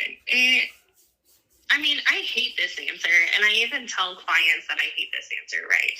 But it is what you gotta do. Is there's a concept again, like in DBT, dialectical behavior therapy, called radical acceptance. And it's something where you go, yeah, this sucks. It's not going to change right now. It sucks. Okay. And then you just kind of accept it and then try to live your life and contain it, right? Because like I even think about like anger being such a good, useful, helpful emotion. Without anger, the world would never change. Mm-hmm. But if there's too much anger, that's miserable. It's bad for your heart. It's bad for your body. It's bad for your neck, your shoulders. It's so unhealthy and miserable. So there is so much in the world to be angry about. We all have reasons to be angry. But if we don't just accept it and know what is in our control and what we can do versus what we can't, and just accept the things that we can't change, then it's miserable. So it's like just that radical acceptance of life the way that it is right now. Okay, I want to make sure that I say one more time, real quick. I'm sorry, I know I'm completely interrupting you, but I want to make sure I say one more time that we are not your medical professionals. So even if any of us that are speaking right now are medical professionals, we are simply talking on general bases. We are talking about strategies and tools that people can use, that are used. We're not suggesting anyone try a certain thing. If you are interested in anything that you hear about, please talk to your medical professional. Yes, get your own therapist. So, like, if anything you hear sounds like something that you're interested in or that you want to learn more about, please talk to your medical professional team so that they can direct you to the right individual to help with what you have. Okay? Yes. Like, I want to make sure, like, everything that's being said here can benefit someone. That does not mean that we're saying that it is something for you to try. Okay? Yes. All right, I just want to make sure I went through that again. Sorry. No, you're good. Because it's like, that's even something that I tell clients. Because, like, something I tell them all the time is like, hey, I'm not always the best fit for everybody, and that's okay. Sometimes people don't like my approach. I'm very candid, very honest. The thing we're talking about right now is right there. Silly what they're talking about, honestly. Because, like, that's just my own approach. Now, I don't like certain treatment modalities that other people love. Whereas for me, I hear about it and it makes me want to vomit. And I'm like, that sounds awful. No. Right? So there's just like different approaches work for different people. I'm not the best therapist for everybody. What I'm saying isn't the best advice for everybody. Yep. Right? Because like we all have our different life circumstances too. And like, not to be like all religious, but like even like my faith plays like a whole big role in that, right? Oh, I was just talking to our neighbor's wife about that when we dropped the kids off at VBS. It gives you a foundation. Yeah. Mm-hmm. Well, it can give you a foundation. It can give you a foundation is what I'm trying to say. But yeah. That's why you notice that for some people, for some individuals, 12-step programs work. For others, they don't. Mhm. It's about the Right. foundation they bring in there. Sometimes 12-step programs work off of sometimes faith. And so that's why having some sort of foundation to look back on when you're starting to try to go through your healing process is important. Yeah, that's even something that I talk to some clients about. Is I'm like, hey, we're about to go on this journey of healing. I need you to have some type of truth that you're clinging to throughout this process. What do you think about that? Oh, that's really good. So saying again, so you tell your clients that they need to have some kind of truth that they're like standing on. So like, what would you kind of posted it the book club? What would you like say like for me? What would you say a truth would be for me, knowing what you know about me? Your husband's tall. That God doesn't waste anything. Oh, What she said? that God doesn't waste anything. Yeah, that's good. That's good. That's really good. Yeah, not a single thing.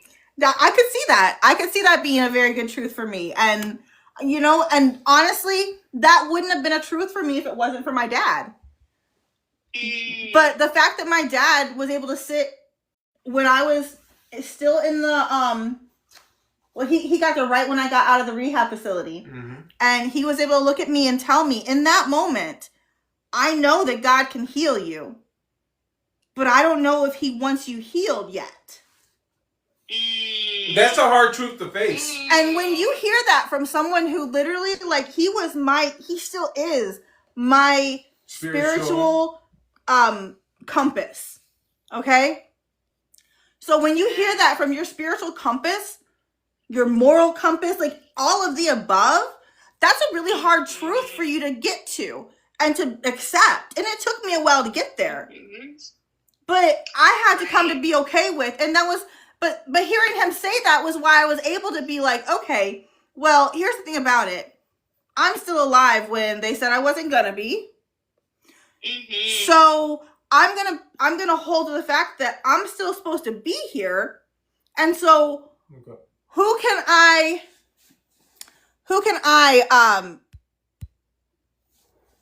hold on a second. I lost my train of thought on that one. Who can I reach? Who can I support? Who can I really hate this word, so bear with me, inspire by continuing without bringing it down, without it bringing me down. Right. And that was a really hard truth, but I had to really, like you said, I had to have a truth to stand on. And I think that was honestly the truth that I stood on for my healing journey. Okay, do you agree or believe in the saying that everything happens for a reason? No. Well, I'm sorry, but I do. It happened for a reason. The reason it happened to me is because someone chose it. It's not that there's there's not like a book that has the reason for everything, but the everything that's happened in my life is because someone chose that action. So that's the reason for it. So yes, there's a reason for it. Yeah. And so I don't believe that everything happens for a reason, like in that general sense.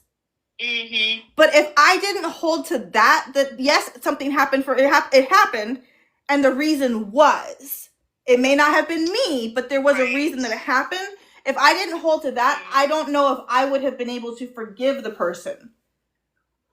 Ooh, that's good. Yeah. I mean, I actually agree with that. Yeah, because it's the reason why I instinctually said no is when people are like, oh, well, the reason why this happened is because God wanted to use me. I so disagree with that. Honestly. I do too. I do not believe that God wants people in negative places or experiences. Right. And so that's why I'm so careful with even my words of like, that was not God's choice. God protected even though it happened.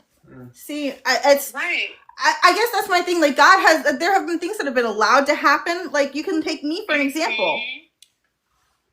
The God who kept me alive could have stopped it. The thing I was going to say is, it's not that he allows or does not allow you to be in a negative place. It's that he is asking for you to be a messenger when you're in those places.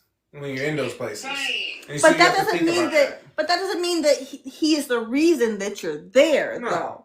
But Right. it is predetermined by him Well, for you to be a messenger or not to be one. well, everyone's supposed to be a Right. messenger. Yeah. Okay, we can keep this conversation up all night. I'm sorry. It's like one thing I will say to you is like I firmly believe that like, and this is part of why I choose my words so carefully because I don't like the term like uses. It just doesn't feel good to me. I understand that. Because of like my own experiences, right? Yeah. It's associated with a lot of not great connotations.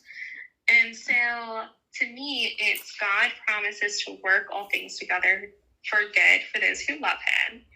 And he promises then to me in that he won't waste a single thing. Now, did he want all that stuff that happened to me to happen to me? No. But he knew when he set the world into motion, this is the way that I'm going to have Anne exist. Because that's the only way to even have her alive. Unfortunately, it's like free will.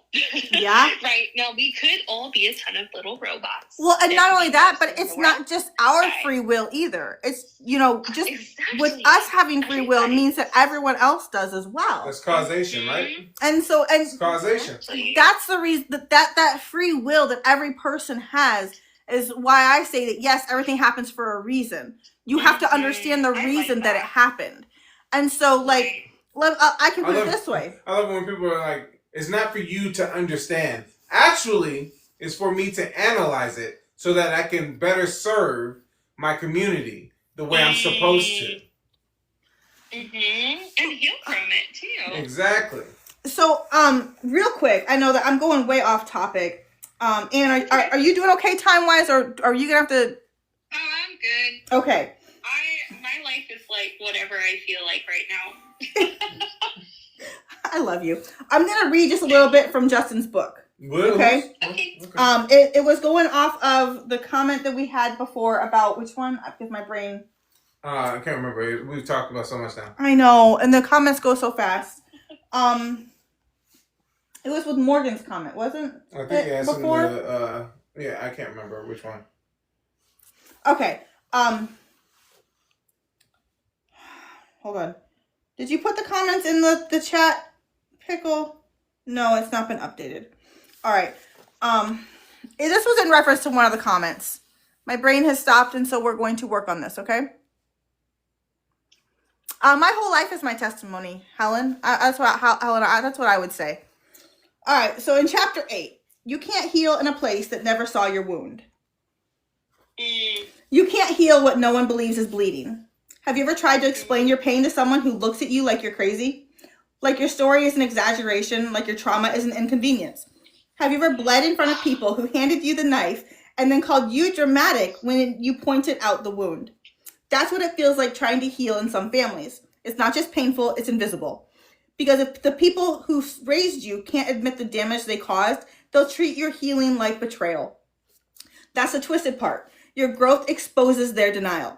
Your boundaries feel like disrespect. Your self-awareness makes them uncomfortable because they're still running from the mirror that you've learned to look into. And when that happens, they don't just ignore your wounds. They act like the wound is your fault. You're always so negative. That was years ago. Let it go. We all went through stuff. Why are you making it such a big deal? Because they're not interested in healing. They're interested in maintaining their peace, even if it's built on your silence. Silence, that was the family currency. Unspoken pain, quiet suffering, generational secrets dressed up as loyalty. I grew up in that concept of peace. I lived in the house where trauma was normal, but talking about it was forbidden. Where the family member who disappeared for a while was on vacation. Where the uncle who went to jail was just working on himself. Where the I'm gonna stop. Let's say where the shoes attempt was something that we don't mention. I'm gonna stop there because I can't talk anymore on this chapter. Yeah. We will get kicked off of live. So sorry. There are certain things that are in this book that can't be online. Yeah. Yeah. Because TikTok doesn't always want people to talk about things that are touchy subjects. healing. No, Sure. okay. Yeah, my testimony will never be shared on here then. I have to be really careful with what I say because it will bounce me sometimes. Yeah. So I'm going to go ahead and go to another question. And I know I missed a lot of questions on the comments. Ask her, what did she think about that? Oh, That was so good, Justin. I almost cried. Oh, almost got another one. because here's why it was putting into words so much of what I feel, because like something that I've been feeling in some relationships lately is it feels like my existence challenges their tiny view of God. Oh, isn't that the truth? Oh man, wait till you get this book in your hand.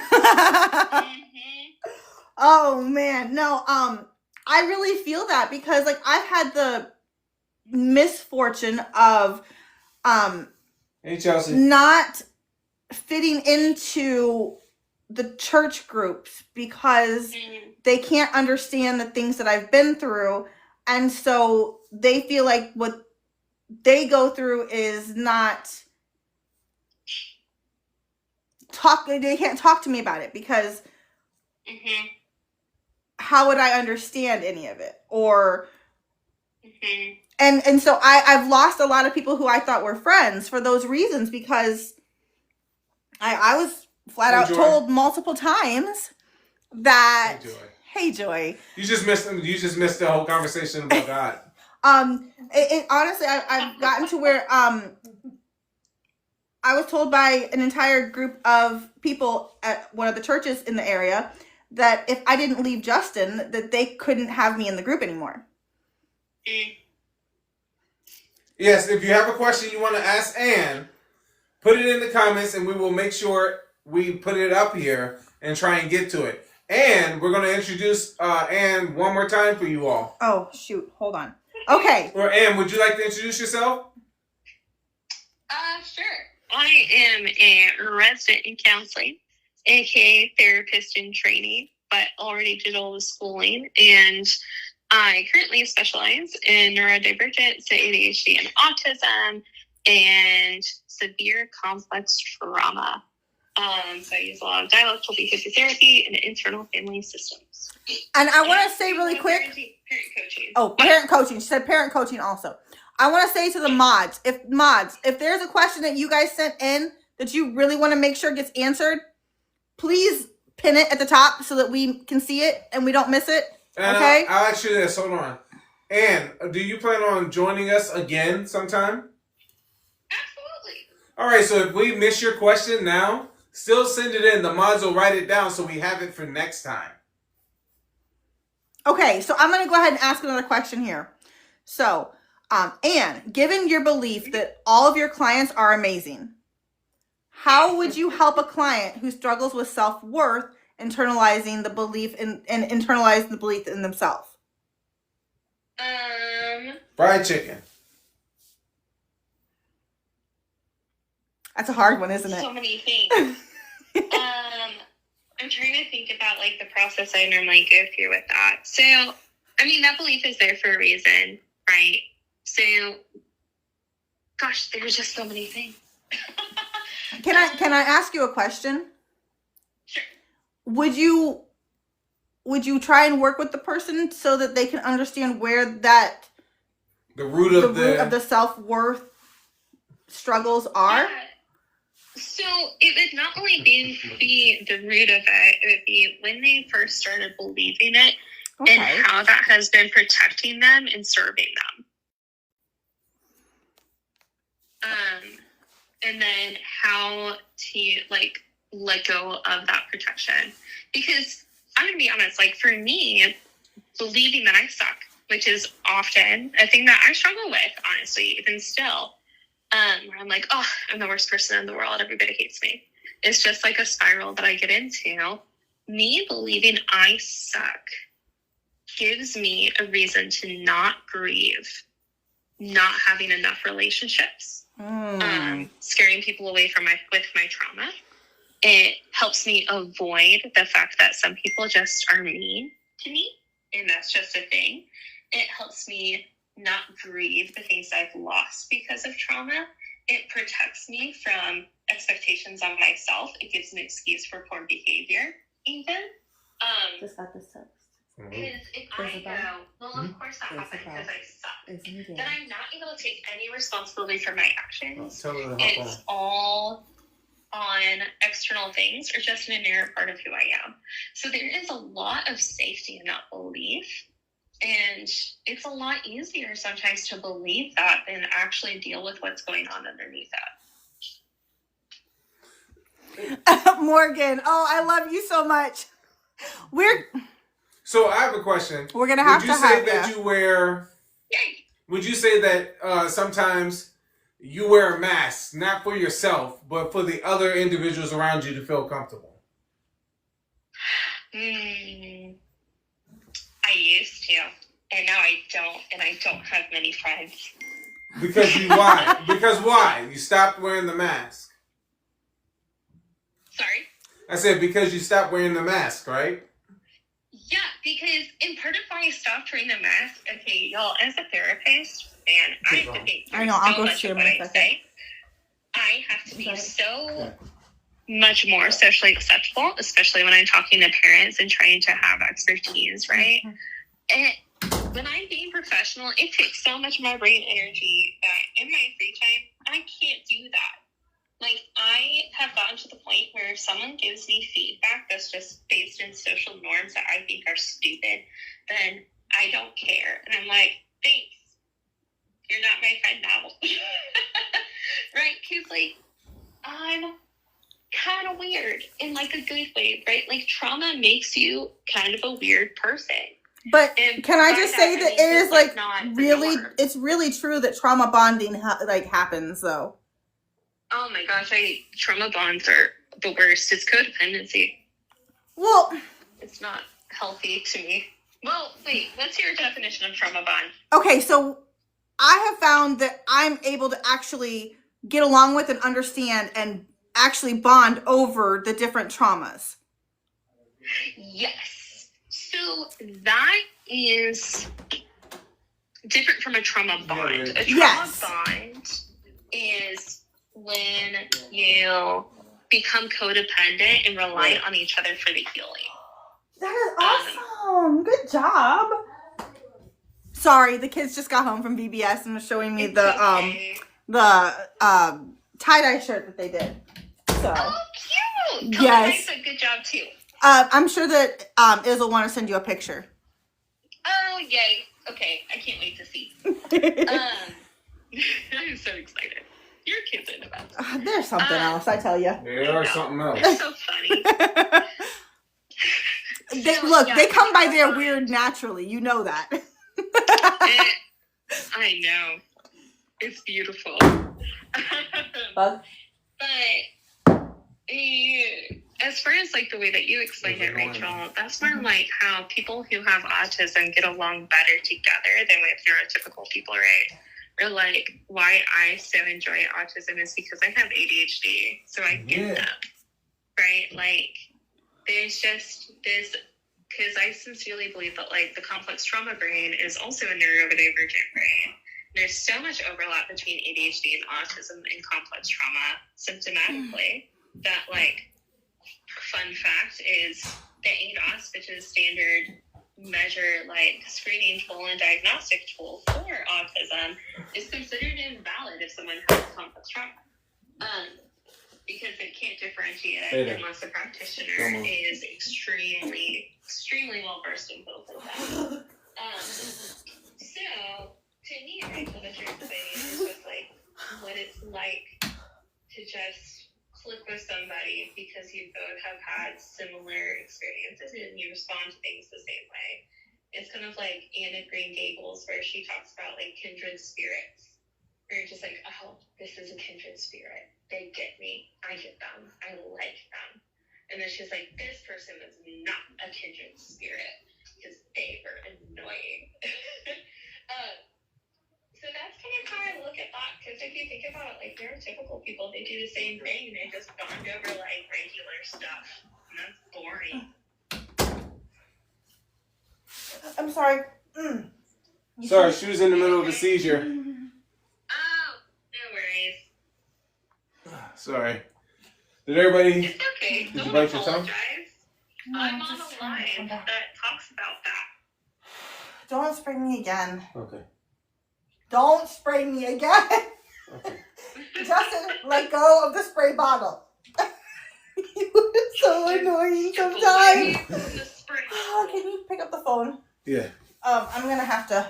Roll over? Nope, don't touch me, please. Okay. I cannot.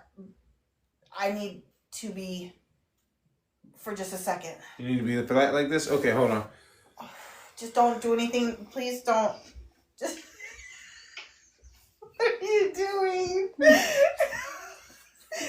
gonna have to ask questions for a little bit.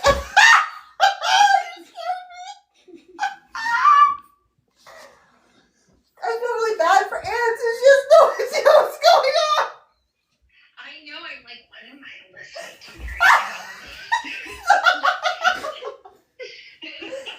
Ow! Oh, sorry. That's my phone. Oh gosh. All right, I think, All right, give me my phone. here you go. Oh, sorry. Oh man. Oh, it's okay. You don't need to. I know, she can't see out her left eye, so me doing that kind of just, whoop. Okay, I'm gonna go through a couple more questions here. All right. Okay. You okay, baby? Yes. So, if a client is resistant to traditional talk therapy, how might you leverage somatic therapy or EMI to help them process difficult experiences without indignant? Oh my gosh, wait, don't ask this question. You want to know who asked? My moderator, Rowan, asked this question. Can you help me set up? I don't think I can do it on my own. Because, like, that's exactly what I do in somatics and EMI, if that's the case. Uh-oh. So I'm like, wow, you read my mind. I am actually certified in EMI, in fact. She totally for those just who don't said, know, help me get up. EMI is eye movement integration. If you've ever heard of EMDR, it's very similar. I'm sorry. Where basically trauma, what happens in your brain when you experience trauma is your brain doesn't know where to put it, so it just kind of throws it on the floor, which is super fun because then you keep on running into it and having things like flashbacks and stuff. It's my hips. But then EMI moves your eyes back and forth and basically makes your brain process and store it well. And it works so well. I love utilizing EMI, and it can even be used for like future things, which is pretty cool. Yeah, EMI is the best. So Love what about people who don't have two eyes? Would EMI still work for them? I mean, I don't know any of those. Do you? Honestly, if I were to do that, I would just do bilateral tapping with them. Because it's a bilateral stimulation, the back and forth that's helping them process. It's not just the eyes. Okay. But yeah, similar to like rapid eye movement when you sleep. Oh, she definitely has rapid eye movement when she's seizing. Maybe the seizing is just your brain trying to process. It probably is. I know. Ouch. I mean, I don't know. That was half joke, half like. I know. I mean, that is part of it. I know that is part of it. I know that, but I also know that the scars that are in my hair have a lot to do with the way that my brain processes also. Interesting. Did you knew I have all those, right? What? The scars in my hair, like that are all over my scalp? I don't know. I had 20 plus of those that still actively like don't heal, and they bleed still after 2013 to now is what, 11 years? Will you please? This is so awkward. I really wish you could see Justin right now because I'm sitting on the floor so I can be closer to the phone, and Nice. he's on his hands and knees so that I have something to lean against behind me because my back is messing up and my hips are messing up, and so I keep going into seizures.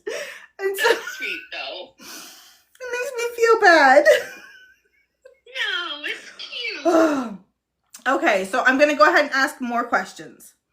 Okay. Wait. Oh, Okay. somatic. I'm sorry, somatic. The EMI. Okay, so EMI doesn't make you relive or actually talk about the event. I just Yes, have to describe Amber. it on a screen, and then you tell me, and then that's it. And then somatic is like, well, where do you feel it in your body? And then with somatic therapy, you don't even have to necessarily remember the event, just as long as it's in your body, and then we can process that way. And then there's a bunch of like other therapies like Flunknut and tapping and all that type of stuff. But I don't know how to do those yet. Are you interested in those? Yes, it's a huge part of what helps my healing so much. There's so much that I haven't had to remember, and it makes me very happy. I can understand that. I don't want to. Yeah. So one of the girls here, Cherry, she just said that her body tenses a lot to where she goes into a seizure, and I wanted to respond to that. Mine is pain more than anything else. So I have CRPX, which is CRPS, complex regional pain syndrome. Generally the diagnosis is given for like one part of the body, and I have it globally. So yay, that's fun. But that means that my pain when it spikes,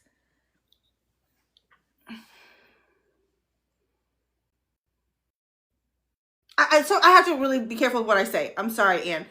So I've actually had doctors tell me that the spike of pain that I go through on a daily basis are worse than what a contraction is. And I live with it every day of my life. Wow. So when you imagine your body's going through those kind of spikes, my brain has to figure out where it's coming from, what is it, why is this happening, because it doesn't find the pain, the actual injury. So when we say that life is what triggers me, it's because I'm not going to stop living, so therefore I'm not going to stop being in pain. So I don't know if that made sense, but there we got it. When you said, I'm not going to stop living, so there's not going to stop being pain, part of me wanted to be like, yeah, suck it. Right? Oh my God. I'm not going to stop living. But here's the thing about it. Like, my favorite movie of all time is The Princess Bride. And literally one of the lines is, my brain just fried. And you can ask Justin because I have this movie memorized. Life is pain. And anyone who tells you anything any differently is trying to sell you something. And so the quote literally is, life is pain, Highness. Anyone who says differently is selling something. Okay? And so when you think about it like that for a second, like, it's the truth. Like, you come into the world in pain. Like, it is a pain for you to be born. It may not be your pain, but it is someone's pain. And then you wake up and say, yeah, I saw it, Pickle, and I'm going to ask. I just have to figure out how to ask it. Because yes. So I have a question from someone, and the question is, I'm gonna text you this because I can't say the first part on here, but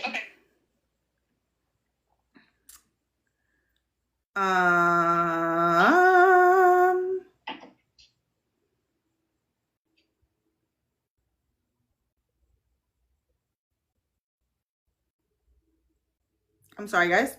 All right, I just texted to you. Did you get it? Yes.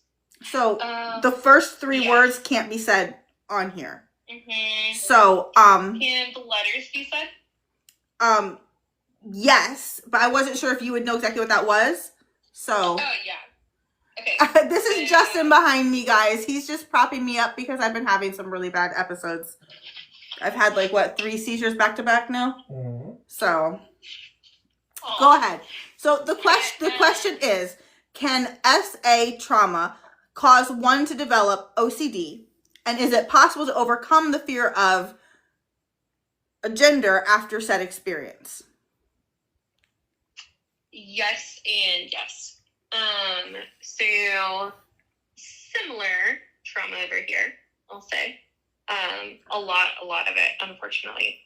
And Yeah, I definitely get into like little OCD seasons where, not little, it's not fun. But like, I noticed one time there was a season where I had to have everything lined up in rainbow order. Even when I was playing with a kiddo, and then that was when I realized that honestly, like, I needed anxiety meds, because it was starting to influence the kids I was working with, where I got so frustrated if they interrupted my rainbow order. And I was like, whoa, this is excessive. I need to fix this in me, because it's not healthy for me to be doing this, like, with not necessarily clients, but just like kids I babysit, you know. It came up more, or like triple checking the locks on my door is a big one for me. Constantly checking the locks, sometimes looking out my window, making sure no one's there. Or like constantly checking my alarm. It's a lot of like checking things for me, or being like, wait, was the oven turned off? I don't know. But like to the point where like I have to drive back and forth. Sometimes it feels like I'll drive 5 minutes, turn around, check it, it's gone. Fine, but then even like 5 minutes after, I feel like, I know it's off, I just checked, but it feels like I need to go check again. So yeah, totally a thing, because if you think about it, I say it is a loss of control. Like something was taken from you, like you were taken advantage of. And you didn't have any control in that situation, which is awful and so horrific. And it's a taking away of power and agency. So, of course, someone's going to experience OCD symptoms after that, because it's something that your brain wants to be able to control. Your brain is searching for control, searching for a way to self-soothe. Even it can be very, very self-soothing rituals. Yeah, I'm trying to make sure I'm reading comments because I don't have access to them. Sorry. Yeah, like, it's okay. No. So, like, even like an OCD type behavior I have is I pick up my scalp a lot. And for me, it's because, like, it's both self-soothing, and I want every little nook and cranny to be smooth. It's kind of like a form of like trichotillomania, but not. Because I'm not pulling my hair, but it's like picking. But it's so soothing for me, to the point where like I figured out like where the particular fixation on my head is, and then I look up like diagrams what organ that's affiliated with pressure point wise, and what feeling is affiliated with that organ. I can figure out like what the root cause is, which is kind of cool. That's somatics. Now, is it possible to overcome fear of men after said experience? Yes, but it's hard. For me, for the longest time, even though I haven't been practicing that long, I refuse to see men over the age of 25. Now, my reasoning was, I just don't get them. Men are weird. Like, I don't get it. But really, it was just, I was terrified to be in the same room as a man, especially where I'm in the power seat, right? Because there is a weird power dynamic that happens in therapy where the therapist does have the power in the situation. Which is important to always remember that as a therapist. That's why I'm so big on important, because that and constant awareness of what I'm doing and over-explain things, because I want them to have that freedom to make a choice, even though it is a power differentiating relationship, right? I didn't overcome that fear until I had to, because I was working in addictions where, honestly, most of my population I worked with was men. And at first, so uncomfortable. Oh my gosh. I actually got like a silicone band to wear on my wedding finger, because I was so terrified of being flirted with or anything I say being taken the wrong way. Because that's been like reasons for that happening in my life, right? Right. Or like I was terrified of like certain things I'd wear. I always had a cardigan on. I was like panicking all the time. Eventually, though, the more I worked with them and how afraid they were of other things, and the more I got to know them and even know their hearts and like just these people who were experiencing these things, like, oh my gosh, they're just people. Right. It really like helped me understand what they had gone through, and that they are not this person that hurt me.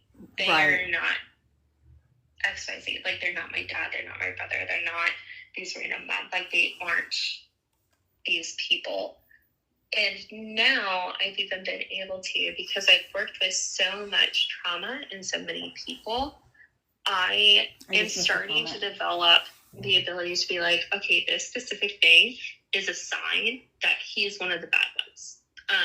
Now, I have to use that very, very carefully, but like and some of this is definitely like a trauma response, but like I don't want to keep this one.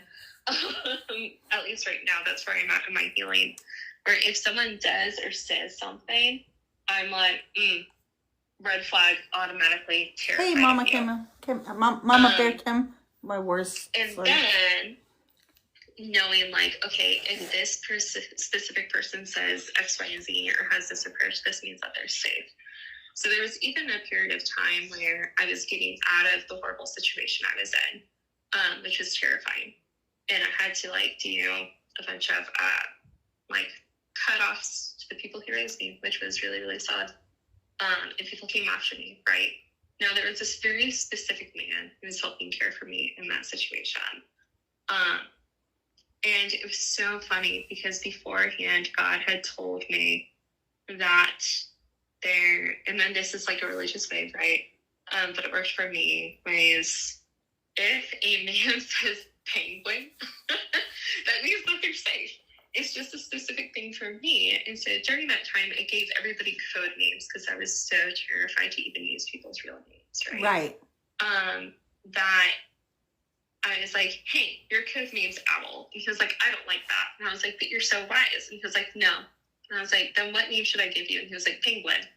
And I was like, what?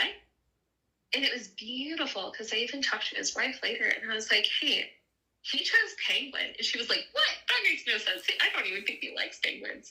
But it was so just like for me, like the Lord being like, you're safe. This person's not going to hurt you. He is one of the people in my life that I trust the most with my life, even though I don't see or speak to him often. But whenever I see him in a room, I'm like, I'm safe. So even like those specific safe men, like that's part of why I even love the church I go to.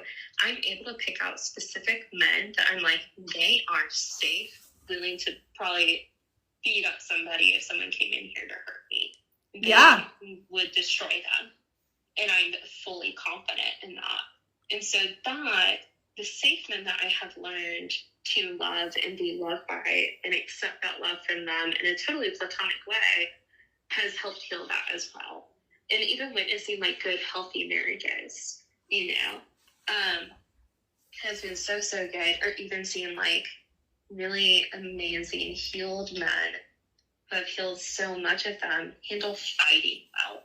Like I lived with a couple once. And, sometimes they fought because it happens. Couples fight. Shocker. But the way he expressed his anger was so beautiful to me. The way he treated his children, it was like, oh, that's what's supposed to happen. Like, I was just amazed. So for me, it was exposure to a good men in the world, which sometimes when you've been through those things, he's giving me something to lean against. Right. But it was just witnessing it, hearing them, listening to their stories, and opening myself up to that too, because that is also very vulnerable. Going along with what you're saying, that's one reason why Justin and I are so visible, because I went through such a horrible period of not wanting to be even around anyone. Which I think that you remember that, because I actually met you like right when I was coming out of that period. Because I was at such a horrible place of not wanting to be around, because I felt that me being in a space with people was a burden. Because so many people had put that on me that I was a burden to them. And so I had to go through exposure of people not putting that on me so that I could then. And so going through that group with you, which, is it okay if I say where the group is from? It's not anything. Oh, yeah, that's fine. Totally okay. No, I was just going to say that we met each other. Yeah, that's fine. Yeah, that's all. Not where. No, yeah. We attend the same church.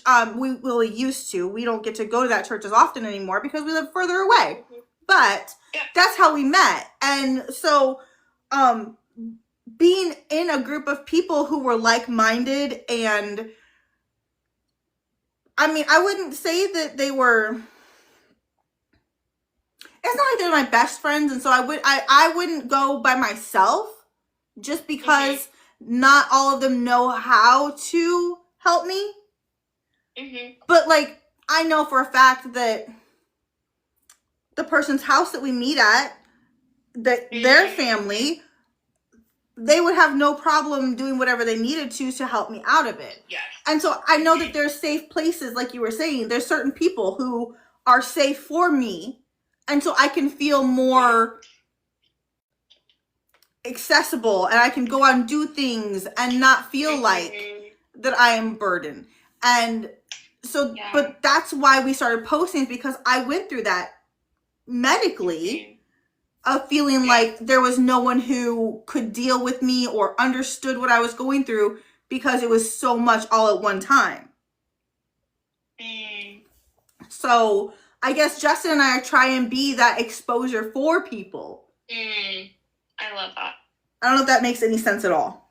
It so makes sense. That's beautiful. I want to get to a couple more questions before we have to get off, but I want to say before we do, for everyone who's here, for everyone who is listening, Tuesday, the 22nd, we are going to be meeting back here on live with Kevin Deo from Neuro AI Monitoring, Alexandra Day from MetaBrain Labs, and hopefully we're going to be having Ariel Garten, who is the co-founder of Muse, on here also. And so the 3 companies who are involved in the wearable trials are going to be meeting on our page to talk with individuals and to give more information and everything like that. And what's the new information we just got? Oh my gosh. So I don't know if any of you guys were on here last week when we were on with Kevin talking about the wearable trials. It was 100 people in the wearable trial. It is now 500 slots open. No, 480. 480 slots still open. Okay? Because there's 500 total. 480 slots, because there's 20 people who've already put in, and they're not confirmed, just so you know. They've just been, they've put on the wait list. But we know about There's 20 people on the wait list. Yeah. So, if you have non-epileptic seizures, please be here Tuesday the 22nd. We will have all of these CEOs and founders on the live with us.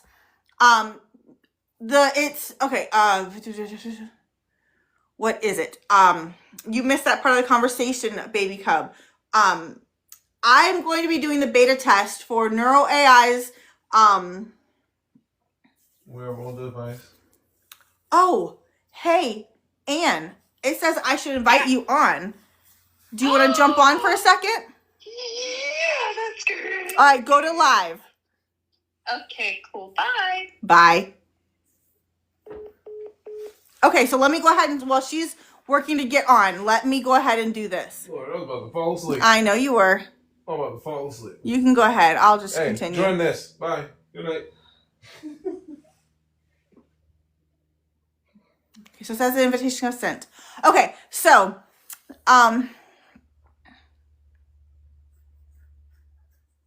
wrong date. 27th, July 22nd.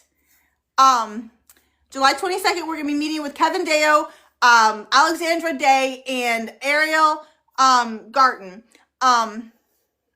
Did you? Hold on, let me try again. Yeah. Kim from the VA is on. Kim, hi. Kim, front desk. Yes, I remember. Hey, Kim, I'm on the floor. He's here. Hey. Probably because we were preparing for today. That's probably why. What? She put the 17th for it instead. Yeah. Oh, my body. Jeez. I know. Oh. It's not. Oh, Come on. Oh, my body.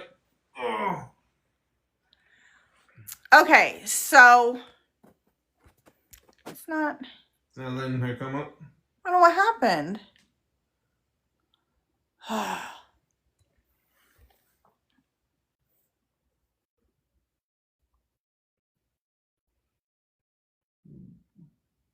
I don't know why it told me to invite her if it's not going to let it.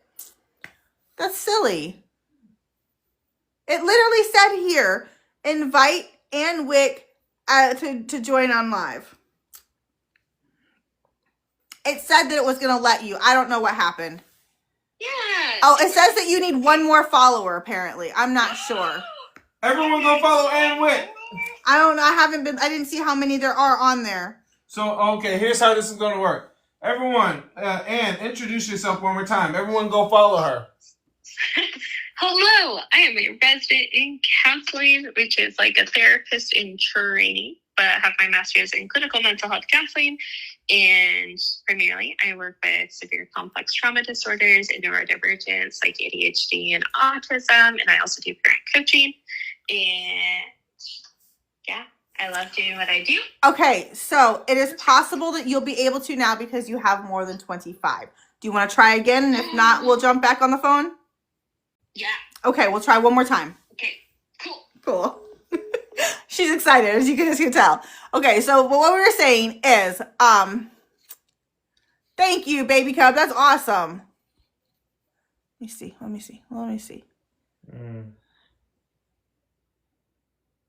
Let's see what happens. Is it gonna let him? I sees nothing.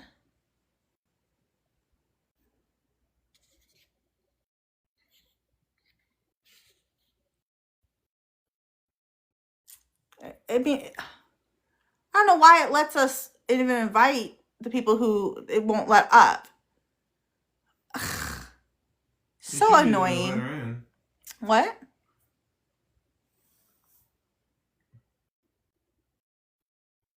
I said it should be able to let her in. I know.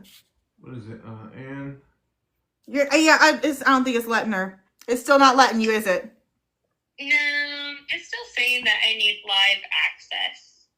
We'll have to figure it out. We'll get you there. I think I need over 1,000. I'm not sure if it's over 1,000 or if it's just you need to be active on lives for a certain amount of days. You have to do like a certain amount of lives, honestly. That's we'll figure it out so we can get you up there. But for now, I want to ask a couple more questions because our moderators, when I tell, we've been asking the questions in the comments. And when I say that our moderators have, I will send you the questions that they sent us. Because they are honestly amazing questions, okay? Cool. Okay, so, Oh, snap. No, go ahead and ask the question. Oh, okay. Don't forget next Thursday as well. I know, I'm going to do that in a second. Okay. How can neurodivergent people learn how to identify tone properly? Oh, that's such a good question. Oh, man. Baby Cub, I will explain that in a second. What? Tuesday and Thursday. I mean, Thursday of next week as well. Practice with people. Honestly, just practice. There are some therapies that help teach social skills. Like there is actually this treatment modality called geek therapy, fun fact, where they have Dungeons and Dragons and learn social skills. So you're acting out a character, and then it allows the therapist to give feedback and be like, hey, this is what this means, this is what this means, in real time with a group of people. So honestly, just feedback and practice, role playing with your therapist, being like, hey, can you do the thing that means this? Because I don't know what it is. Or, hey, this is kind of what it sounded like. What does that mean? But yeah, taking a very legitimate learning approach, because it's not something that people on the spectrum can really just pick up on. Some of them can, right? Because it's a spectrum. But yeah, just learning how to do it. It's a skill. Gotta practice. Okay, I want to ask you another question here. Sure. Now, I know that you've recently changed offices, correct? Yeah. Okay. Because I thought that you started somewhere so you're doing more virtual now, right? Yeah, that's Okay. because I was originally driving too far. Gotcha. See, I knew it was something, and I knew Sorry. that you were trying to do the virtual. So, Yes. the question is, and I know this is something that we talked about before with, I think it was with one of your previous. So, that's why I prefaced the question similar to that. So how does the organization that you work with consider lifestyle and environment within a patient's treatment? Oh, so much. I mean, yeah. I'm trying to figure out how to like answer it though. Well, what is your opinion on it? Well, we'll just take it away from your organization for right now, because yeah, because I mean that's very dependent upon each therapist and their own approach yeah. too. I mean, for me, I don't treat trauma until they're in a healthy environment. It's not safe. Like, it's just not. Like, I would never treat like a domestic violence survivor while they're still living with their ex. Like, absolutely not. You need those skills, honestly, because trauma reactions happened to keep you alive. Do you think that your trauma experiences have helped you understand that? Yes and no, because I mean, I also took a class on treating trauma, and they're like the stages of trauma treatment, and the first one is stabilization.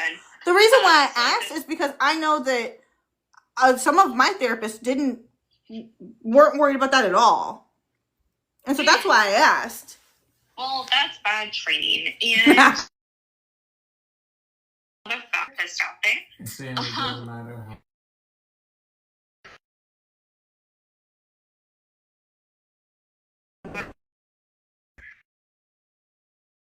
These professions to get into at the same time. So it depends a lot on training and also how seasoned, whether or not they understand the reason why. So I guess my lived experience definitely gives me an understanding of the reason why, because like I didn't start processing my trauma until I hadn't been around those people in like at least a year and a half. Amber, is it still frozen? Oh, someone said it froze. I'm not sure. I'm not showing frozen, so I'm not sure. I don't know. Okay, keep going. I'm sorry. Oh, yeah, it's okay. But like I couldn't process most of my trauma until I was in a safe living environment. And I had a beautiful opportunity because just, man, the Lord provided for me, and I love that. Where I was living with a family where I hardly paid them rent. I worked when I could at like a coffee shop. They made dinner for me every night. I didn't have to think about food. I didn't have to worry about bills or anything. I just could focus on healing. Because that's what I needed.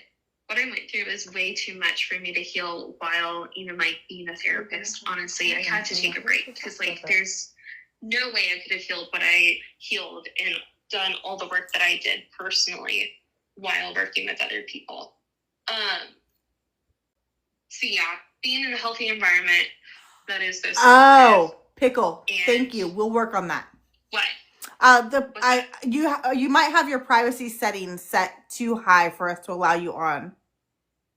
Oh, interesting. Well, so I'll check that. We can work that on. Yeah, that can be another time. Yeah, another time. We can practice. Yeah, even lifestyle, like, gotta be and healthy. Honestly, while working through trauma, it's very, very heavy on your body. And that's even part of the stabilization. Now, the things do go hand in hand. Like, I even have an eating disorder, right? Like, I have a binge eating disorder, and that isn't something that I could have worked on before healing my trauma, or at least most of it. It needed to be after. So, like, there's an ebb and flow to it as well. But, yeah, I mean, it all influences so many things. Like, when you're doing trauma treatment, you got to be getting good sleep because your poor brain is working really, really hard. You got to be stretching and moving your body because your body is working things out. That's, again, like where the somatics come in. You got to have people to hang out with. You got to be having fun because if you are just in your deep, dark trauma hole, you're going to get very depressed. So here's a really good question. Do you think that therapists who went through the same or similar can help the same as those who have not? They can help differently. There is such, because I've seen both. And I've even done both in some ways. When you haven't been through anything similar to a client, you are able to have such a beautifully objective approach. And that is very, very valuable. You don't get as triggered. You don't have any countertransference. And countertransference is when a client reminds me of myself or as someone else. You are much more able to deal with just what's in the room right there. Now, as someone who has gone through the phase, I am so good at just calling it out the way I see it and being like, yeah, you're doing this because of this, aren't you? And then they just go, well, dang. Yeah, maybe a little bit, yeah. So sorry. Yeah. I see it because I did it. So I am able to give a lot more feedback on what's actually helpful and to know what could help. But I also, in that same sense, to me, sometimes I get on my high horse and I'm like, I know what works. I don't need to use these things, even though these things are very well researched and work really, really well. And what worked for me isn't going to work for everybody. Oh, that is, can you say that one more time, please? What worked for me is not going to work for everybody else. That right there is not just for mental health. Yeah. Like and physical things, right? Oh my goodness, because like seriously, functional neurological disorder is a very individualistic disease. Diagnosis disorder, whatever you want to call it. But it is specific to a person. And so what I go through is not going to be what the person next to me who has FND goes through. And in the support group, it's not going to, like, what helps me is not going to help 9 out of 10 people.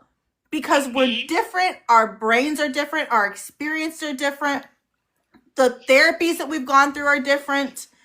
Right.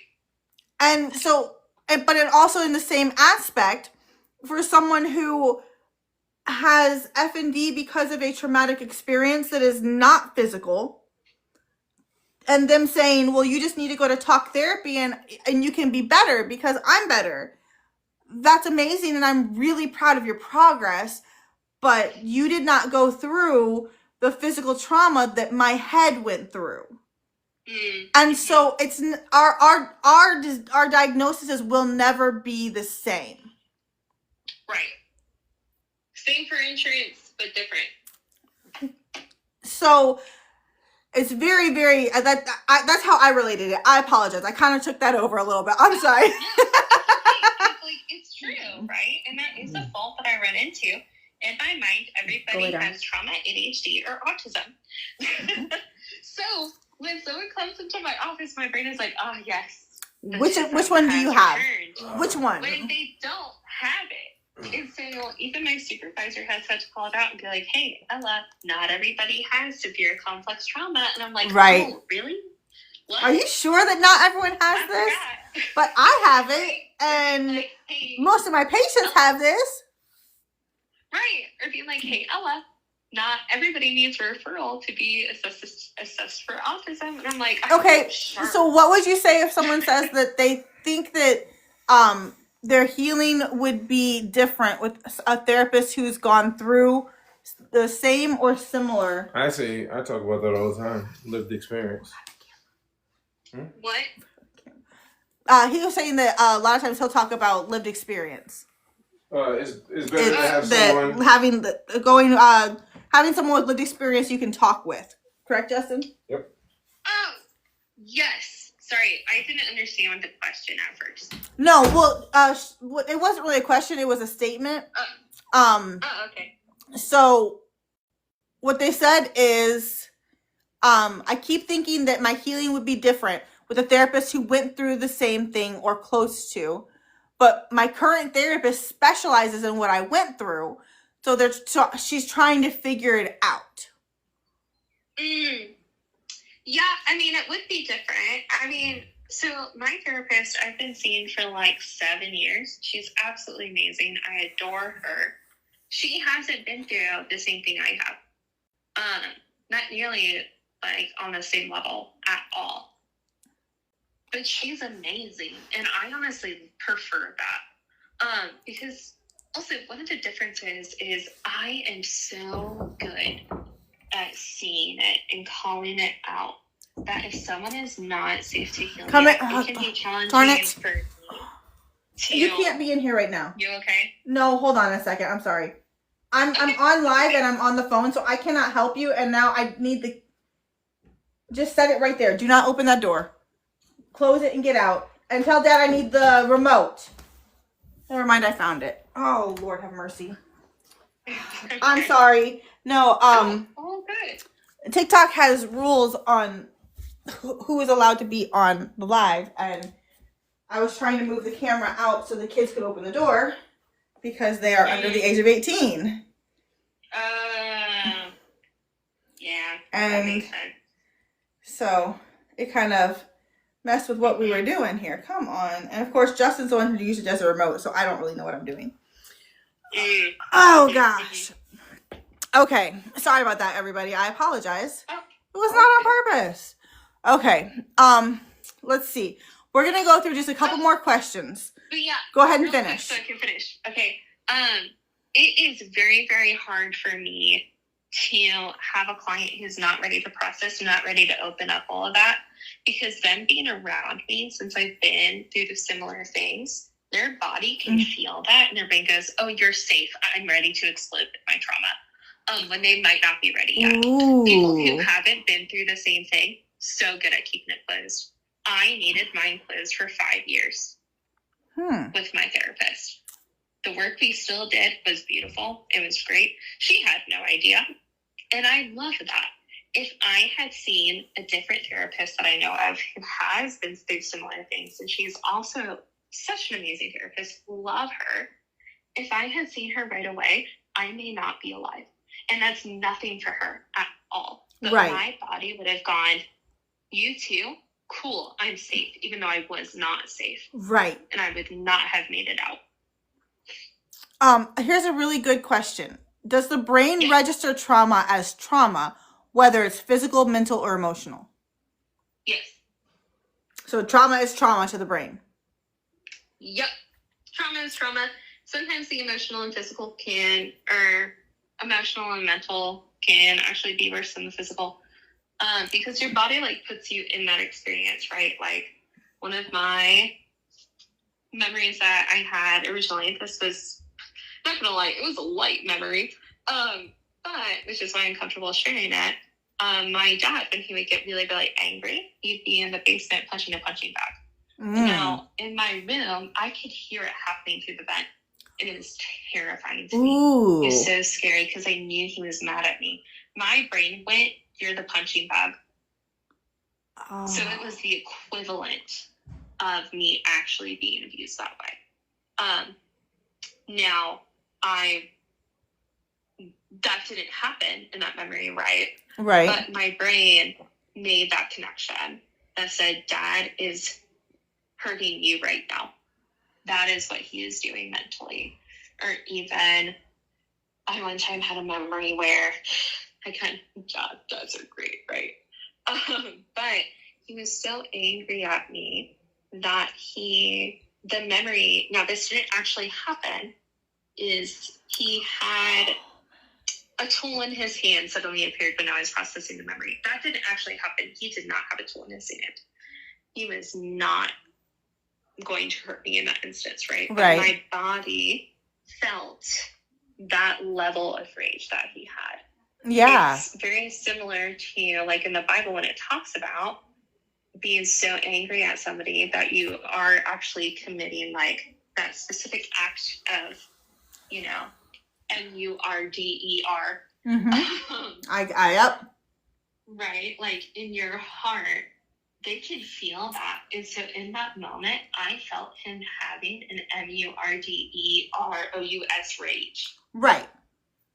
So my body interpreted it as such. Right. Now, he didn't do that. he wasn't going to do that. But that's how my body interpreted it. And so the trauma is trauma no matter what kind of trauma it is. Yeah, it just depends on how it affects your brain. Like, one of my traumatic memories is just the music was too loud in the car. Right, which is almost, the reason why I laugh at it is because I've been through so much worse. But in that moment, the deep-seated feelings that I was having about the situation, the intense triggering that was going on, I was overstimulated, I was tired, my head hurt, and it was terrible. Like, I still think about that one, and I'm like, oh, no. It's not happening, right? Even though it was literally just, I was a kid in the car and the music felt too loud. But my body was like, this is awful. Even though that's, again, a light thing that I experienced. It was not the worst thing. Okay, so I need to say really quick before I forget. Yep. So I've already said that on Tuesday the 22nd, we are going to have Kevin Deo, Alexandra Day, and hopefully Ariel Garten from Muse. And so we're hoping to have those three. Oh, well, we're going to have at least two of them. We're hoping to have all three. Because that's the trifecta of the neuro AI monitoring's wearable that I'm going to be beta testing. Okay, so that is on July 22nd, Tuesday at 8 p.m. Now, with that being said, we also have Dr. Julia, the psychologist, who is going to be joining us on Thursday, July 24th. Can you say I'm tired already? July 24th, Dr. Julia is going to be coming and talking with us as well. Now, one of the things that she let us know is that she works mainly with children and teens. And so, anyone who knows of people who have the children or parents of children who have FND, non-epileptic seizures, any of those, please make sure you pass this along. Let them know that we're going to have her on Thursday, July 24th. Okay? So I want to make sure I got that said before I missed the chance to say it. I don't always feel when my seizures happen. Like, sometimes I can't.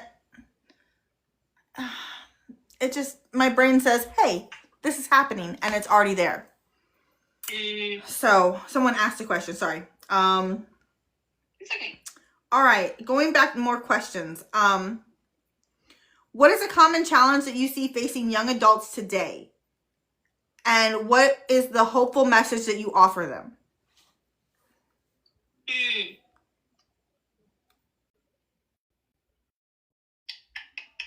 I have to think on that one.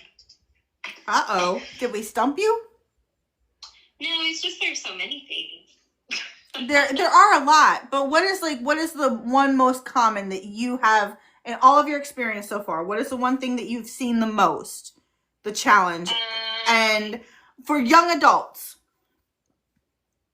I hope I'm allowed to say this on here, but not gonna lie, social media. You know, I believe that. I really do. Right. Would you say it's the always seeing everyone's happy, best everything? I mean, not just that, the blue light is horrible for you. Oh. It's as addictive as meth, honestly. Ooh. It's yeah, I mean, your brain goes, ooh, dopamine, I love this, wow, this is great. And then, okay, so the way that cocaine works, because it's similar with the blue light, right? That's why I'm explaining this. So cocaine blocks the receptors. Let's use a different word for it so we don't get that. Okay, so sorry. When I say ice, I'll say ice. Okay. So when someone does ice, it blocks the receptors in their brain, so then the dopamine isn't received right away. Okay. Then it creates a surplus of dopamine, so then when those blockers are gone, it's like, whoa, dopamine. And that creates that effect of like high stimulation, and they feel amazing. But then the brain goes, oh, there's too much dopamine, let's make less. So then you have to keep on using the ice to even achieve some degree of normalcy. Yeah. So every single person I've worked with who has done ice is extremely depressed. And in order to get off of it, they have to become more depressed so that then their brain can understand that it needs to create its own dopamine. It's really, really hard So to get they're off of saying because of say that snow chronic because pain. ice means something completely different.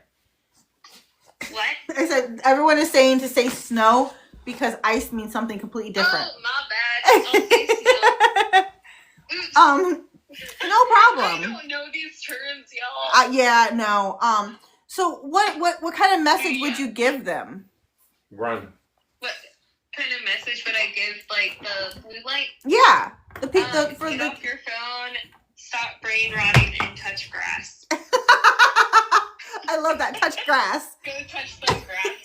That's apparently what Gen Z is saying nowadays. Stop the brain rot and go touch grass. But they're right. Also, yeah, that's my encouraging message. You can get off of it. You can go through the withdrawal period. There are tools to use. So I always wear blue light glasses and stuff.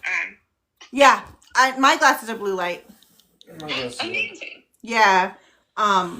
They my my eye doctor wouldn't let me get them without it. Grab the phone. Because I only have the one eye that works. That's fair. So I didn't want me. Maybe. Don't worry about it. There. Yeah. I did it. I got it, guys. Very little movement. Sorry. Okay. Next question. Which we're only gonna do like 2 or 3 more questions, okay? You said that last Cool. time. I know I did. I lied. So I was like, all right. From your perspective as a trauma therapist, how can life experiences show up as physical symptoms in the body? I'm trying to figure out how to explain that one. I mean, they're body memories, 100%. And I like to use myself as an example because I prefer to do that than like talk about clients because Yes, 100%. Still, like for me, typically when I would remember something or some type of trauma would come up that needed to be processed, it would first be a body memory. Like I remember one time my head hurt so incredibly bad, but it wasn't a migraine. It hurt like, oh my gosh, I was just felt like I needed to scream. And then as I was sitting there, like with my hands on my head, like I just felt like I was in a little corner in darkness and just my head hurt so bad. And then in that moment, I was freaking out. So my therapist is amazing and lets me talk to her after hours. Very, very kind of her. Not every therapist does that. I personally don't do that, but she does, which was so kind. But through talking to her, I realized that there is actually a memory of what probably could have been considered a TBI. I've never had a brain scan before, so I don't know. But it was just, I'm not going to say exactly what caused it, but Right. It just manifested as my body suddenly needing to process this, and it hurt so bad, and I felt like I needed to like slam my head against the wall, basically. That's not what happened, but and I didn't do that, but that's just what it felt like. It was so bad. Or like sometimes I don't experience this nearly as much, but I used to early on in my trauma processing. My body could not sleep in a bed. Beds were scary. I couldn't do it. It was terrifying for me. Every moment that I laid down in bed, it felt like I was being touched all over. Like, now that wasn't happening. Right. And I wasn't even experiencing like a full flashback. Because I didn't know what was going on, but it's just physically, I could feel it all. So that's a lot of how it can manifest. So like even chronic pain, right? Sometimes can result. It can also be, like one theory behind fibromyalgia, which I have, is your body is so traumatized that your brain just goes, oh, everything's painful. Right. And then it interprets everything as pain, which is super fun. Yay. But it's also there for a reason, right? Because essentially my body is trying to prevent me from having an extreme reaction to pain again. It's trying to prep for the next moment of pain so it's not caught off guard. Or it's trying to communicate something to me. Like, I know if I wake up and my neck hurts, there's something I gotta process. It's just always my neck. It's just a thing for me where, like, my neck will hurt so bad and I get terrible sleep. And then I go, oh. I should probably process through trauma. that. All right, so we're going to ask this one last question. Yeah, I'm gonna say some stuff in it. And then we're going to, I'm actually going to send, so if you guys have any questions, put them in the chat right now, please. Because what my moderators will do, and the mods are all the people who have the little life preserver on by their name somewhere, okay? So what they're going to do is they will write down the comments and send them to me so that we have them for the next time that Anna's on the live, okay? So we know Anne well enough that we can schedule time for her to come back. I hope. Maybe she'll still want to. Okay. All right, so we're going to ask one last question, and then we're going to go ahead and head off because it is late and we have been up very much longer than we should have today.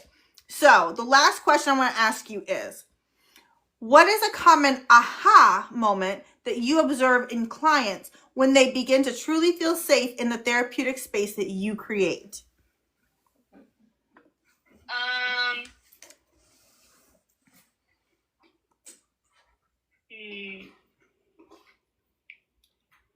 And now you don't need to talk about anyone in specifics at all, but like, is there like a common thing that, or would you say that instead of it being common, that it's more very much every person has their own?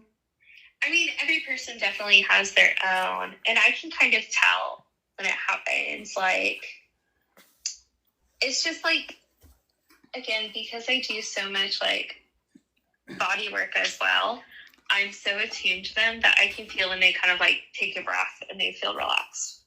And I'm able to like be very in tune with them. So would you say that it's the moment that you can feel them relax and take that breath? That you know that some of the work that you guys have been doing is breaking through? Like, not necessarily breaking through, but they're starting to trust me. Well, so I'm talking about breaking through. I'm not talking about breaking through like the trauma, but like breaking through that wall. Yeah. Because that's how I see it, is when you don't, when I don't trust a therapist, I have a wall up. Like, totally. I will not let them see certain parts of me because I don't trust them with all parts of me yet. Yeah. And so they'll also start laughing at my jokes. Which is a funny thing, because like, I can tell a client doesn't trust me yet when they don't laugh at my jokes. Do they do that?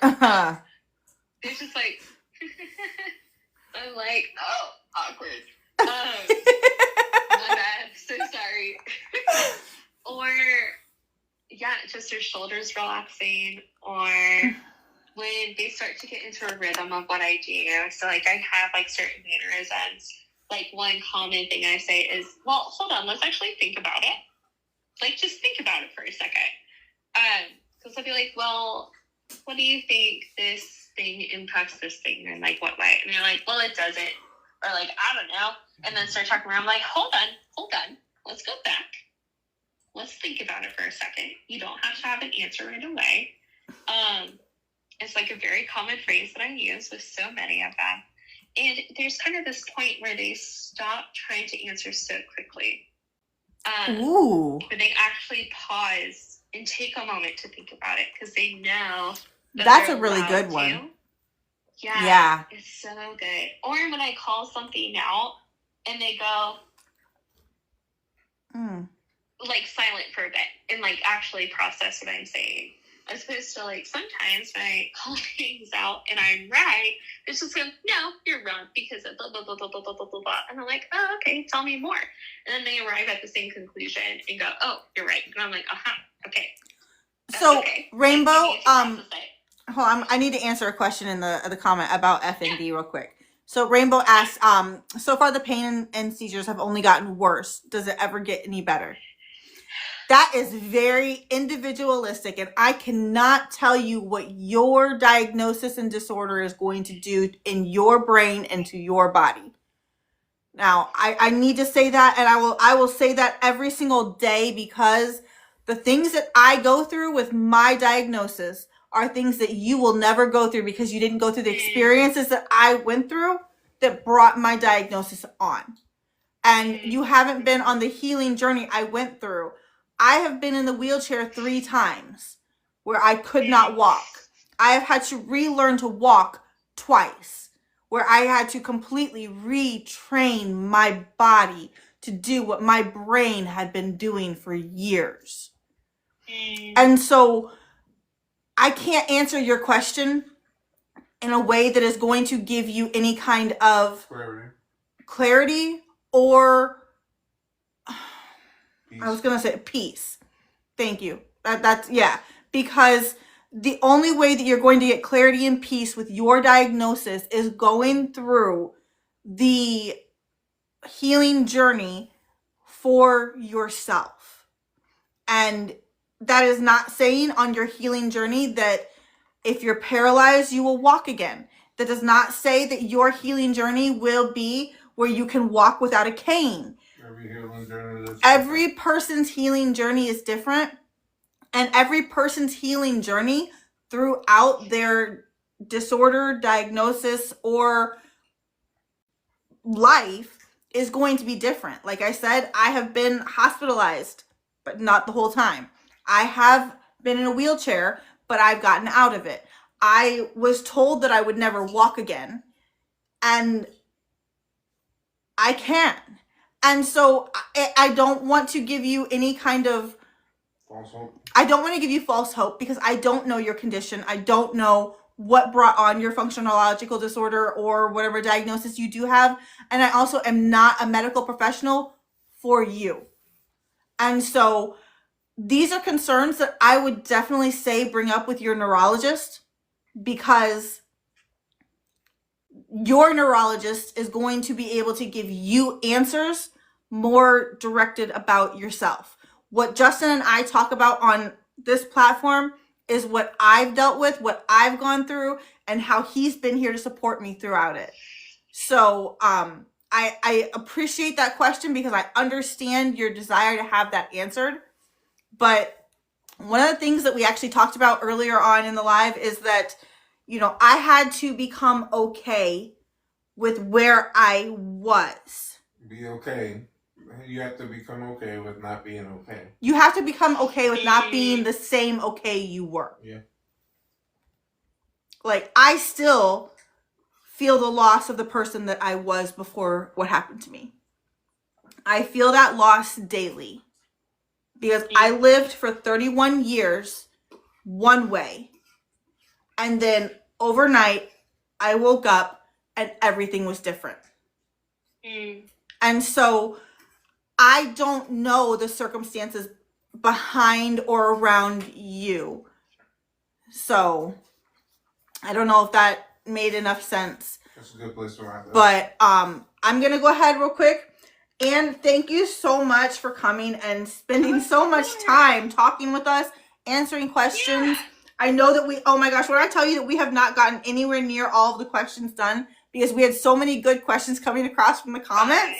So, now with that being said, I want to remind everyone, Tuesday, July 22nd, we are going to have Kevin Deo, Alexandra Day, and hopefully we're going to have Ariel Garten on here also. So we'll have the CEO and founder of Neuro AI Monitoring. We'll have the CEO and founder of MetaBrain Labs. And hopefully we're going to have the co-founder of Muse coming to talk to us about the collaboration that we have going on with Muse Wearable to help better understand non-epileptic seizures.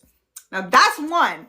Then the following Thursday, so on July the 24th, we are going to have Dr. Julia, who is well, this is important. A psychologist. Now, for an age group. I know. Hold on. She's a psychologist, but like I said, she wanted to make sure that we know that she works with children and teenagers. And so if you know anyone who has a child who has functional neurological disorder or non-epileptic seizures, make sure to let them know that on July 24th, we're going to have Dr. Julia, who is I have to look at it because my brain keeps wanting to a psychologist on here to talk about stuff. Now, we are not medical professionals. We are not your medical, none of us are your medical professionals, trying to get this set out right. And so any questions that we answer are talking on lived experience that we have with what we have going on ourselves. And it's talking about general circumstances around the profession and the clinical settings, not a medical advice. And we will always refer you to your medical professionals. Next week is the week you do not want to miss. Yes. So next week's lives, you definitely will. You didn't want to miss this week either because Anne has been absolutely amazing. Yes. But you do not want to miss next week's live. And you'll have to join us on some of them too if you can. So, join so you can watch and see how it goes. Yeah. Words don't work. This would be the perfect time for everyone in the community to do their part to make sure that people don't miss These events because they're so big. Yeah. Because so many people have reached out to us. Baby Cub, please be here Tuesday so you can find out more about the wearable for sure. So we are going to go ahead. We're going to go ahead and go here in a minute, but I just want to make sure I say we will be doing videos to remind everyone about the 2 events we have coming up. So keep an eye on the page. Follow all the socials. That way, no matter what happens with this app, you always have a way to follow us, see what's happening, and get the information that we're putting out. And yes, definitely, we need to get Anne to 1,000 people so she can be on here again. So, we're working on it, Anne. I really appreciate all of you so very much. Every single one of you guys is why we have the community that we have. So thank you for joining us. Thank you for being here. Moderators, you guys were amazing, and I truly appreciate everything that you guys have done. Justin, do you want to say anything else before we hop off? Bye bye. We love you guys, and we will see you guys on live Tuesday, July 22nd, and Thursday, July 24th. I hope everyone has a great night. Bye, guys.